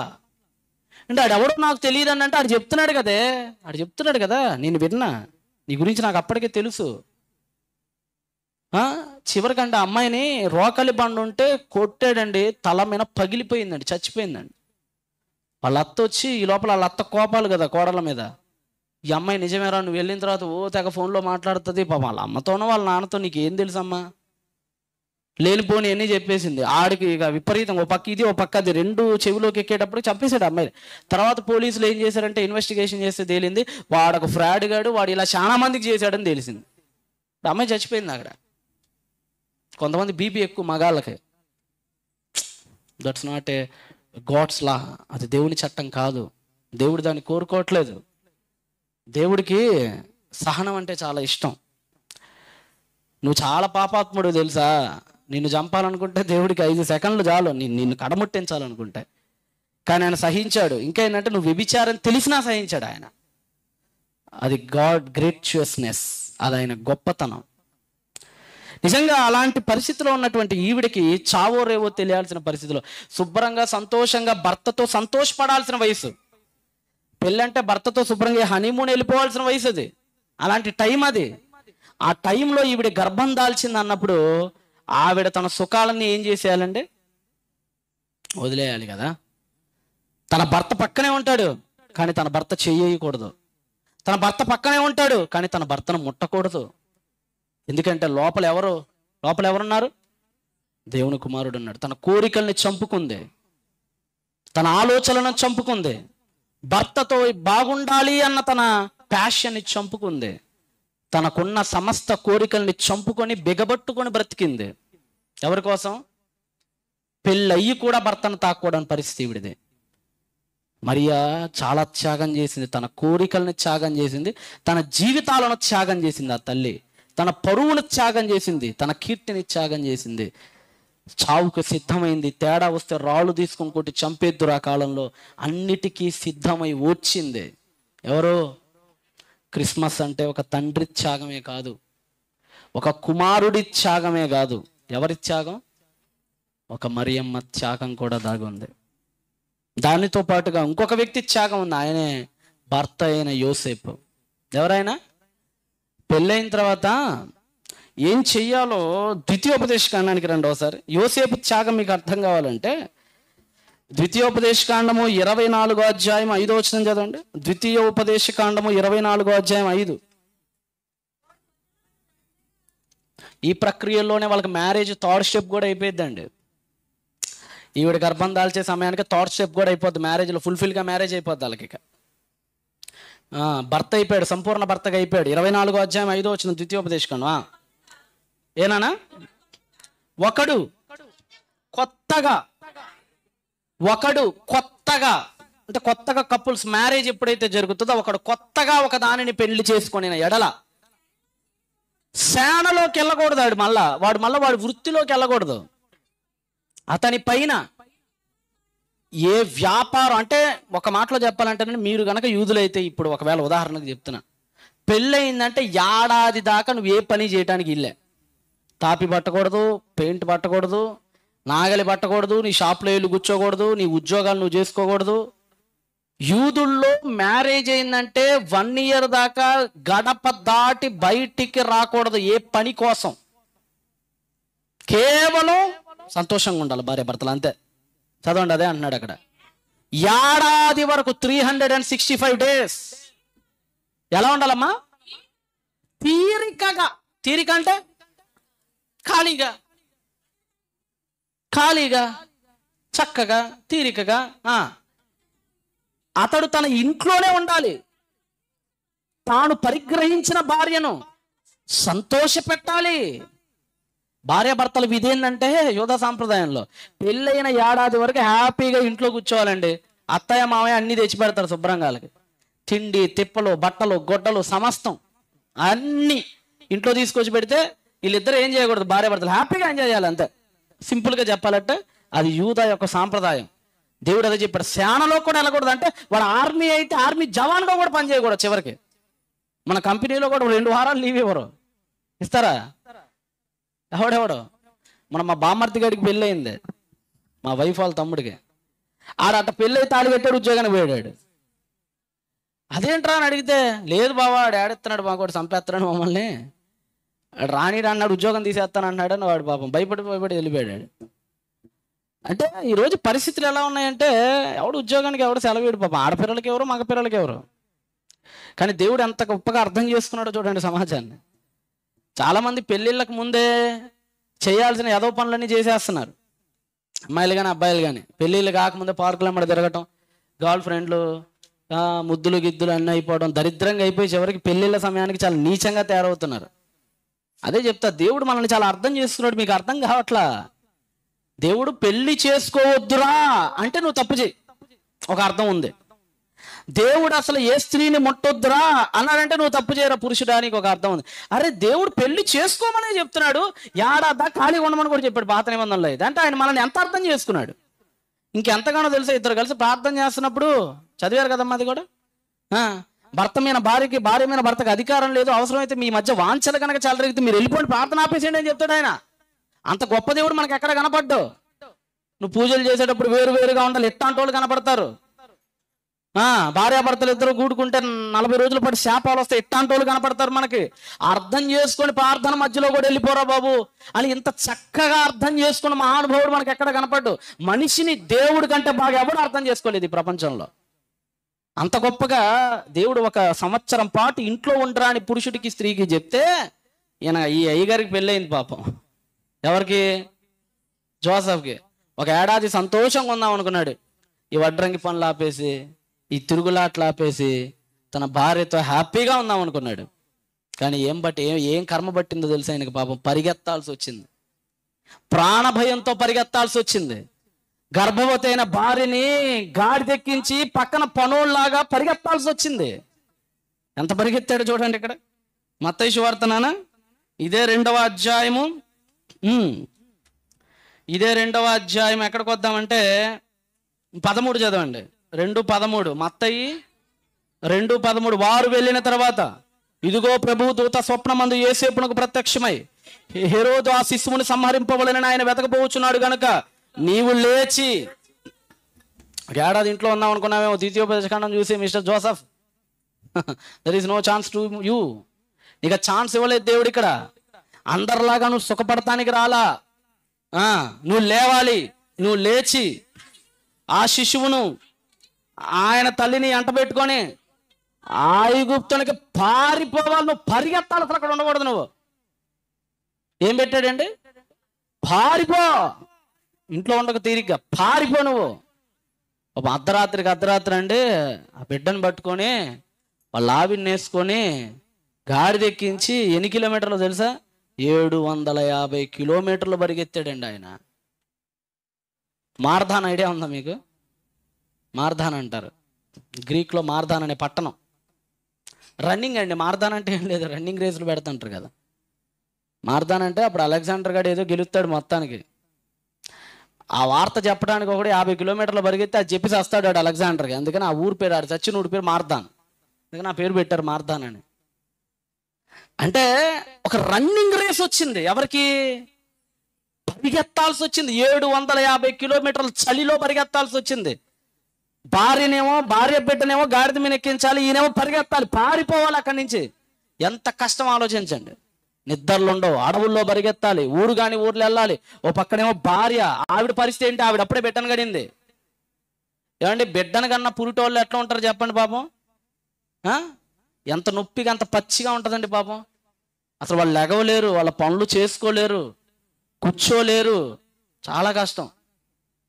మరియమ్మ పాపం బిడ్డను గణంగానే కొన్నాళ్ళకే, అంటే ఆ రోజుల్లో చాలా కష్టం లేండి ఆ పరిస్థితులు.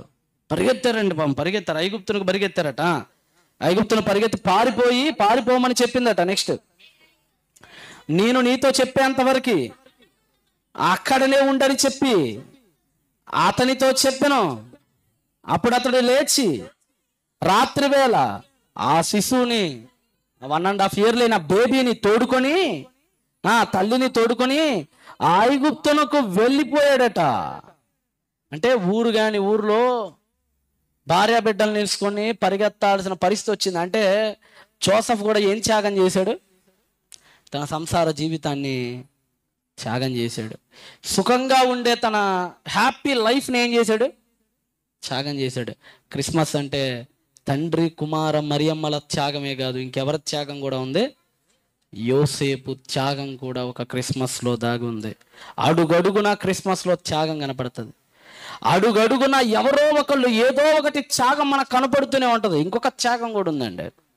ఇంకొక త్యాగం ఏంటంటే, గొర్రెల కాపర్లు ఏం చేశారట? మత్తయి సువార్తకి రండి, అది లూకాకి రండి ఒకసారి.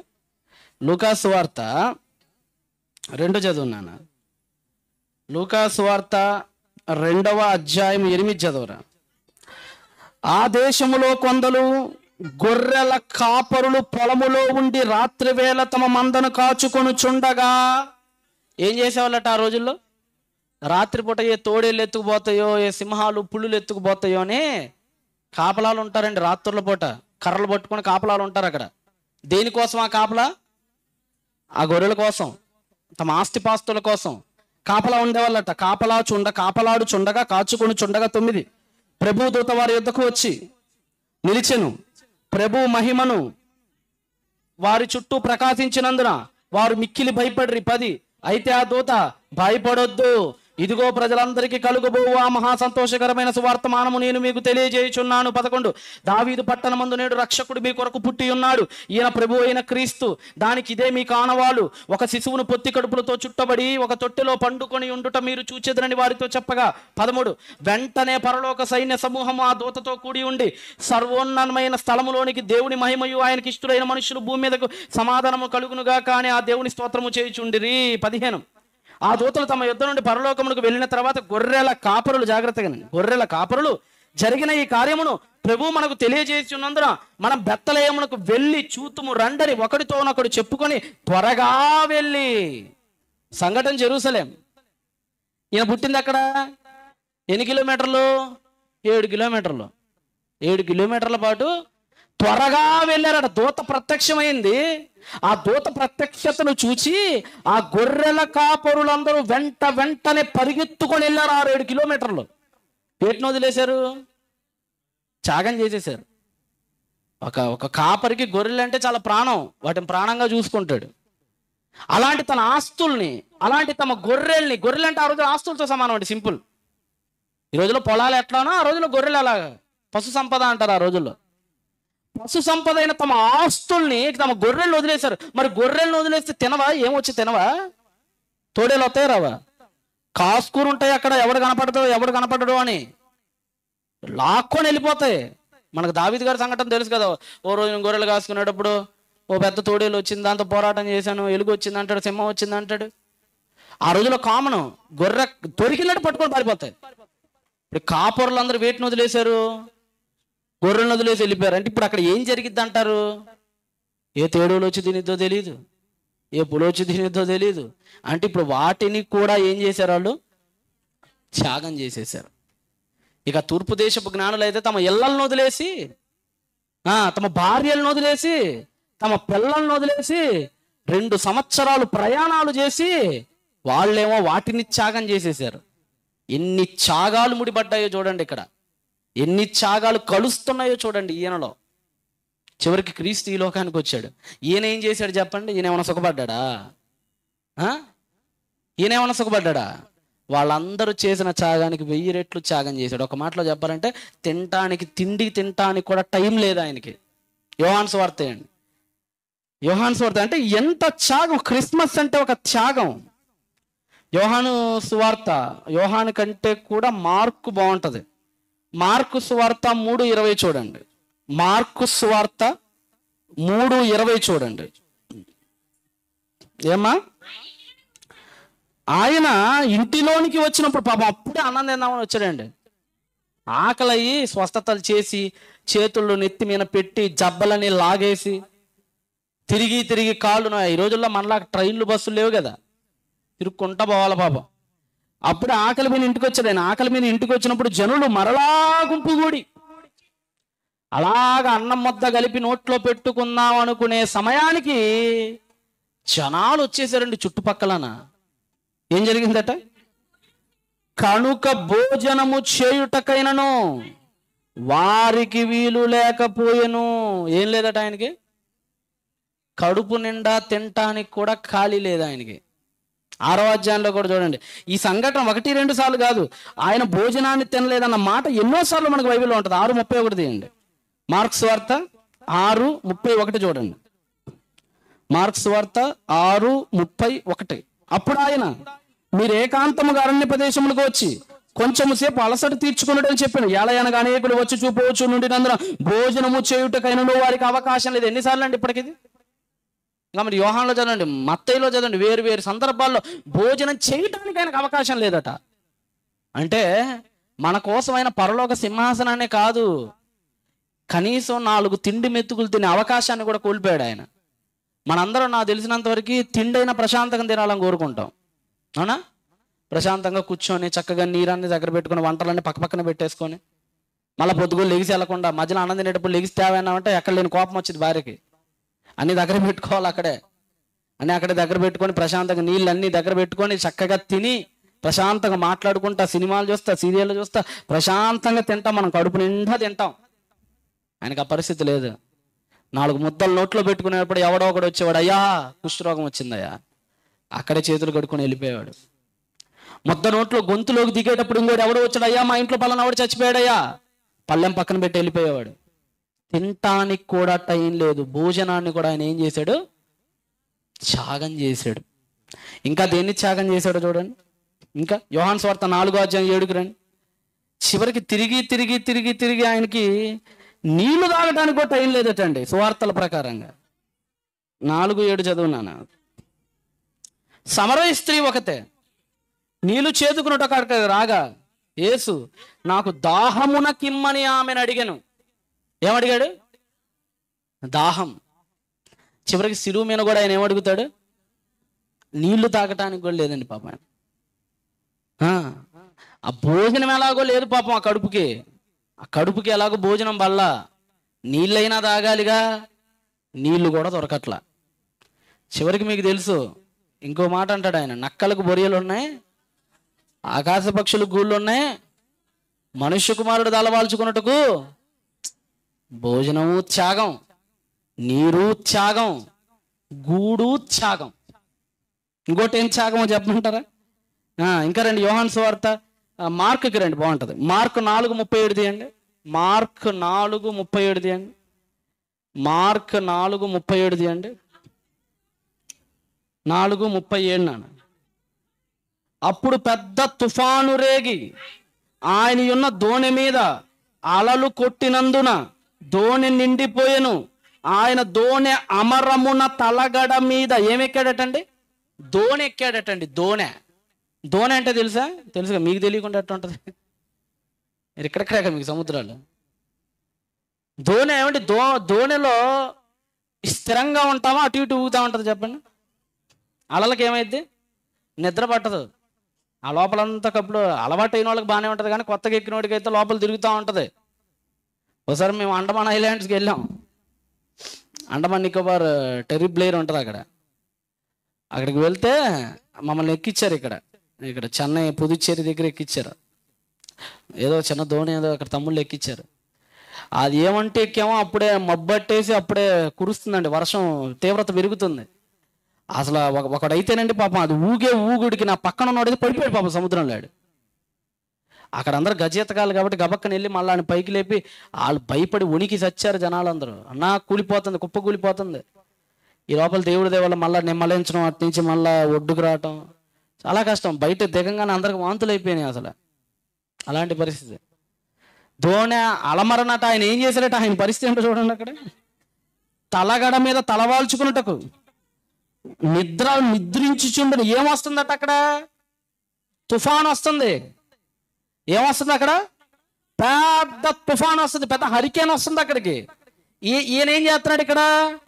ఏమంటే అంత పెద్ద తుఫానులో స్పృహ లేకుండా నిద్రలో ఉన్నాడంటే ఎంత కష్టపడి ఉంటాడు చెప్పండి. అవునా కదా? అప్పుడప్పుడు అండి బాగా అలసిపోతాం కదండి. నా పరిస్థితి ఏంటంటే నిన్న మధ్యాహ్నమే నేను అలా గుంటూరులో దిగా. ఆ అంతర్వేది మీ దగ్గరకు వచ్చి మళ్ళీ ఇక్కడి నుంచి నేను అంతర్వేది అని, ఆ తర్వాత ఇంకా చాలా తిరిగామటు. అటు తిరిగి ఆ పోతవరం, అంతర్వేది, వెస్ట్ గోదావరి అంతా తిరిగి ఇంటికి వెళ్ళేటప్పుడు నా మధ్యాహ్నం 1 అయింది. బాగా నిద్ర వచ్చేస్తుంది. నిద్ర లేవు నాకు అసలు. బెడ్ మీదకి వెళ్ళంగానే బెడ్ మీద, ఎందుకంటే నేను ఒక్కనే ఉన్నా ప్రస్తుతానికి. మా ఆవిడ వాళ్ళ పుట్టింటికి పోయింది, క్రిస్మస్ కదా అని పంపించేసి. నేను కూడా సేవలో ఉంటున్నాలే పాపం ఎందుకని పంపించాను. ఇంటికి వెళ్ళేటప్పటికేమో అన్నీ అక్కడే ఉన్నాయి. నాకేమో పక్కన నిద్ర వస్తుంది. అక్కడ పనుకోవాలంటే అన్నీ అడ్డుగడ్డుగా ఉన్నాయి. ఇక అక్కడ వంటగది ఉంటే లోపలికి వెళ్ళి పనుకున్నానండి. ఎప్పుడు లేచానో తెలియదు. లేచేటప్పటికి 7 అయింది నాకు. మళ్ళీ వెంటనే 9-10 ట్రైన్ నాకు కాకినాడకి. అన్నం కూడా తినలే నేను. రాత్రి టిఫిన్ కూడా తినకుండా మళ్ళీ బట్టలన్నీ సర్దుకొని మళ్ళీ లగేజ్ సర్దుకొని అక్కడి నుంచి బయలుదేరితే కొడితే మళ్ళీ ఈరోజు వచ్చి 5ంటికి పడ్డాను ఇక్కడ. అంటే ఎట్లా నిద్రపోతామో కూడా తెలియదు. ఆ కష్టం, ఆ కళ్ళని పీక్కుపోతుంటాయి, లాక్కుపోతుంటాయి. ఆ ట్రైన్ల పరిస్థితి మామూలుగా ఉన్నది. అర్ధరాత్రి 3ంటికి అంటాడు, అది అటు ఇటుగా అంటాయి. అది ఇప్పుడు 9ంటికి అంటే నిద్రపోవచ్చు, 5ంటికి అంటే నిద్రపోవచ్చు. అది 3ంటికి దిగటం, 4ంటికి ఎక్కడం అంటే ఎక్కడ నిద్రపోతే ట్రైన్ మిస్ అయిపోద్దాం. ఒకసారి ఇలానే ఇక్కడే కంచుమర్రి దగ్గర ఏదో సభ ఉంటే వచ్చాను నేను. 5ంటికి కంచుమర్రిలో దిగాలి. అది ఆ దగ్గరలో ఎక్కడ మొత్తానికి భీమవరం దగ్గర పెట్టుకుంటా. కంచుమర్రికి వెళ్ళాలి, భీమవరం నుంచి భీమవరంలో దిగాలి. 5ంటి దాకా మెలకుగా ఉన్నానండి నేను. ఎందుకో కానీ 5:20కి దిగాలి. అప్పుడే నాకు నిద్ర తట్టుకోలేక నిద్రపోయా. కట్ చేస్తే ఒడిస్సాలో దిగా నేను. నాకేం అర్థం కాదా నాకు. అది నేను లెగిసేటప్పటికి ఒక భయంకరమైన పల్లెటూరు, తెలుగు భాష కనపడట్లేదు అక్కడ. అంటే కష్టం అలా ఉంటుంది. పైన కోట్లు వేసుకుంటే సరిపోదు, లోపల కూడు కూడా ఉంటుంది కొన్నిసార్లు. అసలు క్లాసులు అన్నీ అదే. అంటే ఏదో పెద్ద త్యాగం చేశానని మీకు చెప్పట్లా. నాదొక ఆఫ్టర్ ఆల్ ఆయన కాలు గోటు మీద ఉన్న వెంట్రుకు పవరు. ఇక ఆయన ఎన్ని తిరుగుళ్ళు తిరుగుంటాడు, ఎన్ని దేశాలు తిరిగాడు, ఎంత కడుపు మార్చుకున్నాడు, ఎంత ఆకలేసి ఉంటుంది, ఎంత ఆహారం లేక ఎన్ని ఇబ్బందులు పడి ఉంటాడు. చివరికి ఒక పెద్ద తుఫాను వస్తున్న మనిషికి స్పృహ లేదంటే ఎంత కష్టపడితే ఆ దిశలోకి వెళ్ళిపోతాడు ఆయన. అది మీకు నేను తెలియజేయాలనుకుంటుంది. ఆయన నిద్రపోతున్నది మీరు చూస్తున్నారు, నేను అది చూడట్లా. అంత పెద్ద తుఫాను వస్తుంటే తండ్రి నాయనా ప్రజలకు భయపడతంటే నువ్వేంటి లెగవట్లేదంటే ఎంత కరువులో ఉన్నావు నువ్వు నిద్రలో. ఎంత నిద్ర కరువు వచ్చేసింది నీకు అంటే చివరికి ఆయన దేన్ని కూడా త్యాగం చేశాడు? నిద్రని కూడా త్యాగం చేశాడు. ఆయన పరిస్థితి ఏంటో చెప్పమంటారంటే సింపుల్గా, ఆయన పుట్టింది ఆయన సొంత ఊరిలో కాదు, అవునా కదా? రైట్. ఆయన పనుకోబెట్టింది కూడా ఎక్కడ కాదు, ఆయన బెడ్లో ఆయన పనుకోబెట్టలా. ఆయన ఉయ్యాల కాదు, అది ఎవరిదో చివరికి ఆయన సమాధి చేసిన సమాధి కూడా అయింది కాదు. అది కూడా ఎవరిది? ఇల్లు అయింది కాదు, పుట్టిన స్థలము అయింది కాదు, చివరికి సమాధి చేసిన సమాధి కూడా అయింది కాదు. అంటే జీవితంలో ఆయన ఏది సంపాదించుకోలేదు, చివరికి సమాధి పెట్టిన కూడా సంపాదించుకోలేకపోయాడు మహానుభావుడు ఆయన లోకానికి వచ్చి. అందుకని మంచి మాట ఉంటుంది చూడండి, మంచి మాట ఉంటుంది చూడండి. ఇన్ని కష్టపడ్డాడు. అందుకని రోమిలకు రాసిన పత్రికలో కూడా మంచి మాట ఉంటుంది. రోమిలకు రాసిన పత్రిక 15:3 చదవండి. రోమన్స్ లెటర్ 15:3 కూడా చదవండమ్మా. రోమిలకు రాసిన పత్రిక 15:3. క్రీస్తు కూడా తన్ను తాను సంతోషపరుచుకోలేదట ఆయన. ఏం సంతోషపరుచుకోలేదట ఆయన? ఇప్పుడు మీకు కావాలనుకుంటే మీ ఇష్టమైన కూరలు వండుకోవచ్చు మీరు, ఎప్పుడు కావాలంటే అప్పుడు. వంకాయ తినాలనిపిస్తే వంకాయ, ఇంకా చికెన్ వండుకోవాలంటే చికెన్, బిర్యానీ వండుకోవాలంటే మీ ఇష్టం. విత్ ఇన్ సెకండ్స్లో హోటల్కైనా వెళ్ళొచ్చు, పార్సల్ అయినా తెచ్చుకోవచ్చు, ఇంట్లోనైనా వండుకోవచ్చు. ఇష్టమైనట్లుగా ఎంతైనా తినొచ్చు, ఏది ఇష్టమైతే అది తినొచ్చు. మనం చాలా సంతోషంగా ఉన్నామండి. నన్ను అడిగితే అంటే మనం అంత సంతోషంగా ఎవరు లేరండి. మనకి ఇల్లులు ఉన్నాయి, ఉద్యోగాలు ఉన్నాయి, డబ్బులు ఉన్నాయి, మంచి అనుకున్న బట్టలు, అనుకున్న రంగు బట్టలు, అనుకున్న వెలలో కొనుక్కుంటాం, ప్రశాంతంగా ఉంటాం. మనకు వీలు కుదిరినప్పుడు వస్తాం, హ్యాపీ. మన లైఫ్ చాలా హ్యాపీ. నన్ను అడిగితే మనం చాలా సంతోషంగా ఉన్నాం, మనల్ని మనం చాలా సంతోష పెట్టుకుంటున్నాం మనం. కానీ ఆయన తన్ను తాను సంతోషపరుచుకున్నటకు, చదువునాను, సంతోషపరుచుకొన లేదు, కానీ నిన్ను నిందించు వారి నిందలు నా మీద పడెను అని రాయబడినట్టు ఆయనకు సంభవించెను. అంటే చివరికి ఆయన జీవితంలో ఏది ఆయనకంటూ లేకుండా బ్రతికాడు ఆయన ఈ లోకంలో చివరికి. అందుకని ఆయన గురించి కొరింథీయులకు అపోస్తలుడైన పౌలు బాగా అర్థం చేసుకున్నాడండి ఆయన. కొరింథీయులకి అపోస్తలుడైన పౌలు రాసిన 2వ పత్రిక 8వ అధ్యాయం 9వ వచనం చూడండి. 8:9. మీరు మన ప్రభువు అయిన యేసుక్రీస్తు కృపను ఎరుగుదురు కదా, ఆయన ధనవంతుడై ఉండి. ఎవరట ఆయన? గతసారి కూడా నేను ఇక్కడ ఈ సందర్భం వచ్చినప్పుడు ఒక ఉదాహరణ చెప్పాను. వచ్చి ఉండొచ్చు మీలో చాలా మంది. Once again I repeat that example. అదేదో బిచ్చగాడు అనే సినిమాలో వాడు ఒక బిలియనీరాడు. ఆ సినిమాలో బిచ్చగాడు అనే సినిమాలో విజయ్ ఆంటోనీ నటించాడు. Is very billionaire. అలాంటి బిలియనీరు వాళ్ళ అమ్మ కోసం ఏ అవతారం ఎత్తుతాడట? 40 రోజులు బిచ్చగాడు అవతారం. చాలా గొప్పగా చూశారండి ఆ ఫిల్మ్ని. తమిళనాడులో అయితే దానికి చాలా అవార్డ్స్ కూడా వచ్చినాయి. తమిళ గవర్నమెంట్ చాలా అవార్డ్స్ ఇచ్చింది దానికి. ఈ మధ్య కాలంలోనే వాళ్ళ అమ్మాయి చచ్చిపోయింది ఉరేసుకొని. అలా ఆవిడ అన్న మాట ఏంటో తెలుసా? అసలు దేవుడు లేడు, తొక్కలేదు, తీసిపడేయండి అనింది. అలా ఆవిడ పక్కా క్రిస్టియన్. మళ్ళా ఫాతిమా యాంటోనీ. అంటే చిన్న చిన్న కష్టాలు వస్తేనే దేవుడు లేడు అనుకునే జాతి అయిపోయింది మన జాతి. కానీ నిజంగా చూడండి ఇక్కడ పరిస్థితి ఏంటంటే, వాడేదో ఒక సినిమాలో జరుగుతున్నాయి అవన్నీ, డబ్బులు నిడిచిపెట్టి భూలోకానికి రావటం ఏదో. కానీ బైబిల్లో నిజంగా జరుగుతున్న కాదు అది. ఆయన ధనవంతుడై ఉండియు మీరు తన దరిద్రత వలన, దేని వలన? దారిద్ర్యం వలన, అంటే తన లేమి వలన, తన దరిద్రత వలన మీరు ధనవంతులు కావాలనని మీ నిమిత్తం ఆయన దరిద్రుడాయను అని చెప్తుందండి బైబిల్. అంటే చివరికి క్రిస్మస్ అంటే అర్థమైందంటే దేవుడు దరిద్రుడైన వేళ, అంతే. క్రిస్మస్ అంటే అర్థమైంది, దేవుడు దరిద్రుడైన వేళ.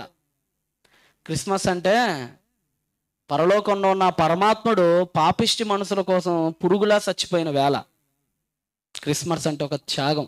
చివరికి ఆయన పుట్టినప్పుడు, లేదంటే ఆయనకి హెరాడ్ ద గ్రేట్ గాడు, మహాహెరోద్ గాడు ఏం చేశాడు? ఆయన పుట్టినప్పుడు ఎంతమంది పిల్లల్ని చంపేశాడమ్మా? 2 సంవత్సరాలు. అంటే చివరికి ఆయన కోసం పిల్లల ప్రాణాలు కూడా త్యాగం. ఏమి త్యాగం? పిల్లలు తమ ప్రాణాలను త్యాగం చేశారు. ఎవరిని రక్షించడానికి? ఆయన్ని తప్పించడానికి. వాళ్ళ ప్లేస్లో పసి హృదయాలు చచ్చిపోయినాయి, పాల బుగ్గలు చచ్చిపోయినాయి, చిన్నపిల్లల గొంతులు తెగిపోయినాయి. ఎవరి కోసం? క్రిస్మస్ అనే దాన్ని నీకు ఇవ్వాలని. తండ్రి త్యాగం, కుమారుడి త్యాగం, మరియమ్మ త్యాగం, యోసేపు త్యాగం, చివరికి చిన్న పిల్లల త్యాగం, చివరికి గొర్రెల కాపరుల త్యాగం, జీవితం త్యాగం. నువ్వేం త్యాగం చేస్తున్నావు చెప్పు? ఫైనల్గా అది ఇక్కడ పాయింట్. చివరికి అక్కడే వచ్చాగిద్ది. నువ్వేం త్యాగం చేశాను ఈ లైఫ్లో దేవుడి కోసం? ఏనాడైనా నిద్ర లేని రాత్రులు గలిపారా? ఆ? చెప్పండి ప్రియులారా. ఒకసారి అండి మనం కళ్ళు మూసుకుంటే మన దేవుడి కోసం ఏం చేశాము అన్నప్పుడు మెదలాలండి మైండ్లో కొన్ని. దేవుడికి ఒక అబ్రహాం అనగానే చిన్నపిల్లల చంపిన ఘటన గుర్తొస్తుంది, ఇస్సాకు ఘటన. యేసుప్రభు అనగానే ఇక లెక్కలేనని సంఘటనలు గుర్తొస్తాయి దేవుడికి. అపోస్తులుడైన పౌలు అయితేనట దిగంబరుడిగా ఉన్నాడట. ఎలాగా? బట్టలు లేవటండి. తిమోతికి చెప్తాడు, తిమోతి గోచి గుడ్డ కూడా లేదురా నాకు కప్పుకోవటానికి, అంగీని తీసుకురారా బిడ్డ అంటాడు. ఆయన కోరికలు చూడండి, మన కోరికలు పట్టుచీరలు. మనం ఏం కోరుకుంటాం? నాకు మంచి పట్టుచీర కావాలండి అని ఇద్దాలి ఆయన్ని. నాకు మంచి ఫోన్ కావాలండి, క్రిస్మస్ దగ్గర పడిందండి, అందరూ కొత్త కొత్త బట్టలు వేస్తారండి, నాకు కూడా కొత్త బట్టలు కావండి అని అడుగుతుంది భార్య. అడుగుతారు పిల్లలు, తెస్తాడు యజమాని. ఆయన పరిస్థితి ఏంటో తెలుసా? కొత్త బట్టలు కాదు, అంగీ. అంగీ అంటే ఓ సొక్క, అది కూడా లేదా ఆయన. బట్టలు లేకుండా అడవుల్లో బతికాడు తెలుసా? పౌలు జీవితాలు చదవండి. బట్టలు లేకుండా చేతులతో కప్పుకున్నాడు మానాలను. ఆయన లేవు. ఎందుకు లేవు? యేసుప్రభు చెప్పాడు కదా, నీకు 2 బట్టలు ఉంటావు బట్టే అని. అందరికి త్యాగాలు చేసుకుంటూ వెళ్ళిపోయాడు ఆయన. ఆ ఉన్న ఒక బట్ట అడవుల్లో తిరిగి ఎవడో పట్టుకొని రాళ్ళు తీసుకొని కొడతాం. మరి రాళ్ళు తీసుకొని కొడితే ఇస్త్రీ చేసినట్టు ఉండిద్దా? చినిగిపోతాయి. ఏమీ లేవు. చిన్నప్పుడు అప్పుడప్పుడు స్కూల్కి వెళ్ళేటప్పుడు చినిగిపోయిన చొక్కాలు వేసుకుంటే ఎట్లా ఉంటుందండి? చిన్నప్పుడు కుట్లు వేసుకుని వెళ్ళేవాళ్ళం బీదవాళ్ళు. ఇప్పుడు ఇంకా జనరేషన్లో లేదులేండి. ఇప్పుడు జనరేషన్ నాకు తెలిసి చాలా రిచ్ కిడ్స్. అమ్మా నాన్నలు, మా నాన్న చిన్నప్పుడు ఏమీ లేకపోతే వెనక మన చొక్కా చినిగిపోతే మా అమ్మ అలా దారం వేసి కుట్టి పంపించేది. బాగా గుర్తు నాకు. ఎన్నో కష్ట నష్టాల నడుమ ఫీజులు కడతానికి డబ్బులు లేని పరిస్థితుల్లో ఆళ్ళకాళ్ళు ఈళ్ళకాళ్ళు పట్టుకునేవాడు మా నాయన. ఆయనకు గుర్తొస్తూ ఉంటాయి అప్పుడప్పుడు. ఇలా త్యాగం చూసినప్పుడే మనకి ఇంత బాధని గుండె పిండేస్తే దేవుడు మన పట్ల చేసిన త్యాగానికి ఏం ఇవ్వాలి చెప్పండి? మన గుండె. నన్ను అడిగితేనండి, దేవుడి త్యాగం మనకు అర్థమైతే మన గుండె పగిలిపోద్దండి. మన గుండె పగిలిపోద్ది. ఎందుకంటే ఇంత త్యాగమా నా కోసం? ఎవరు? నా కోసం. నా కోసమా? మన తల్లిదండ్రులు కూడా చేరే, మన బిడ్డలు కూడా మన కోసం అంత త్యాగం చేయరే. దేవుడు అంత త్యాగం చేశాడు మన కోసం అంటే అవును అని బైబిల్ చెప్తుంది మనకి. చివరికి ఏవీ లేని పరిస్థితుల్లో నడి రోడ్డు మీద బట్టలు లేకుండా ఆయన ఎలా సిలువేశారని ఆయన చివరికి బట్టను కూడా చింపేశారట. ఎందుకు చింపేశారు? 2 బట్టలు ఉంటే ఒక బట్ట ఇవ్వమన్నందుగా ఉన్న బట్టలు చింపేసింది ఆయనకి. అరే కొడితే ఒక చంప చూపించరా అన్నందుగా చంప అంతా వాసిపోయేటట్టు కొట్టింది ఆయనకి.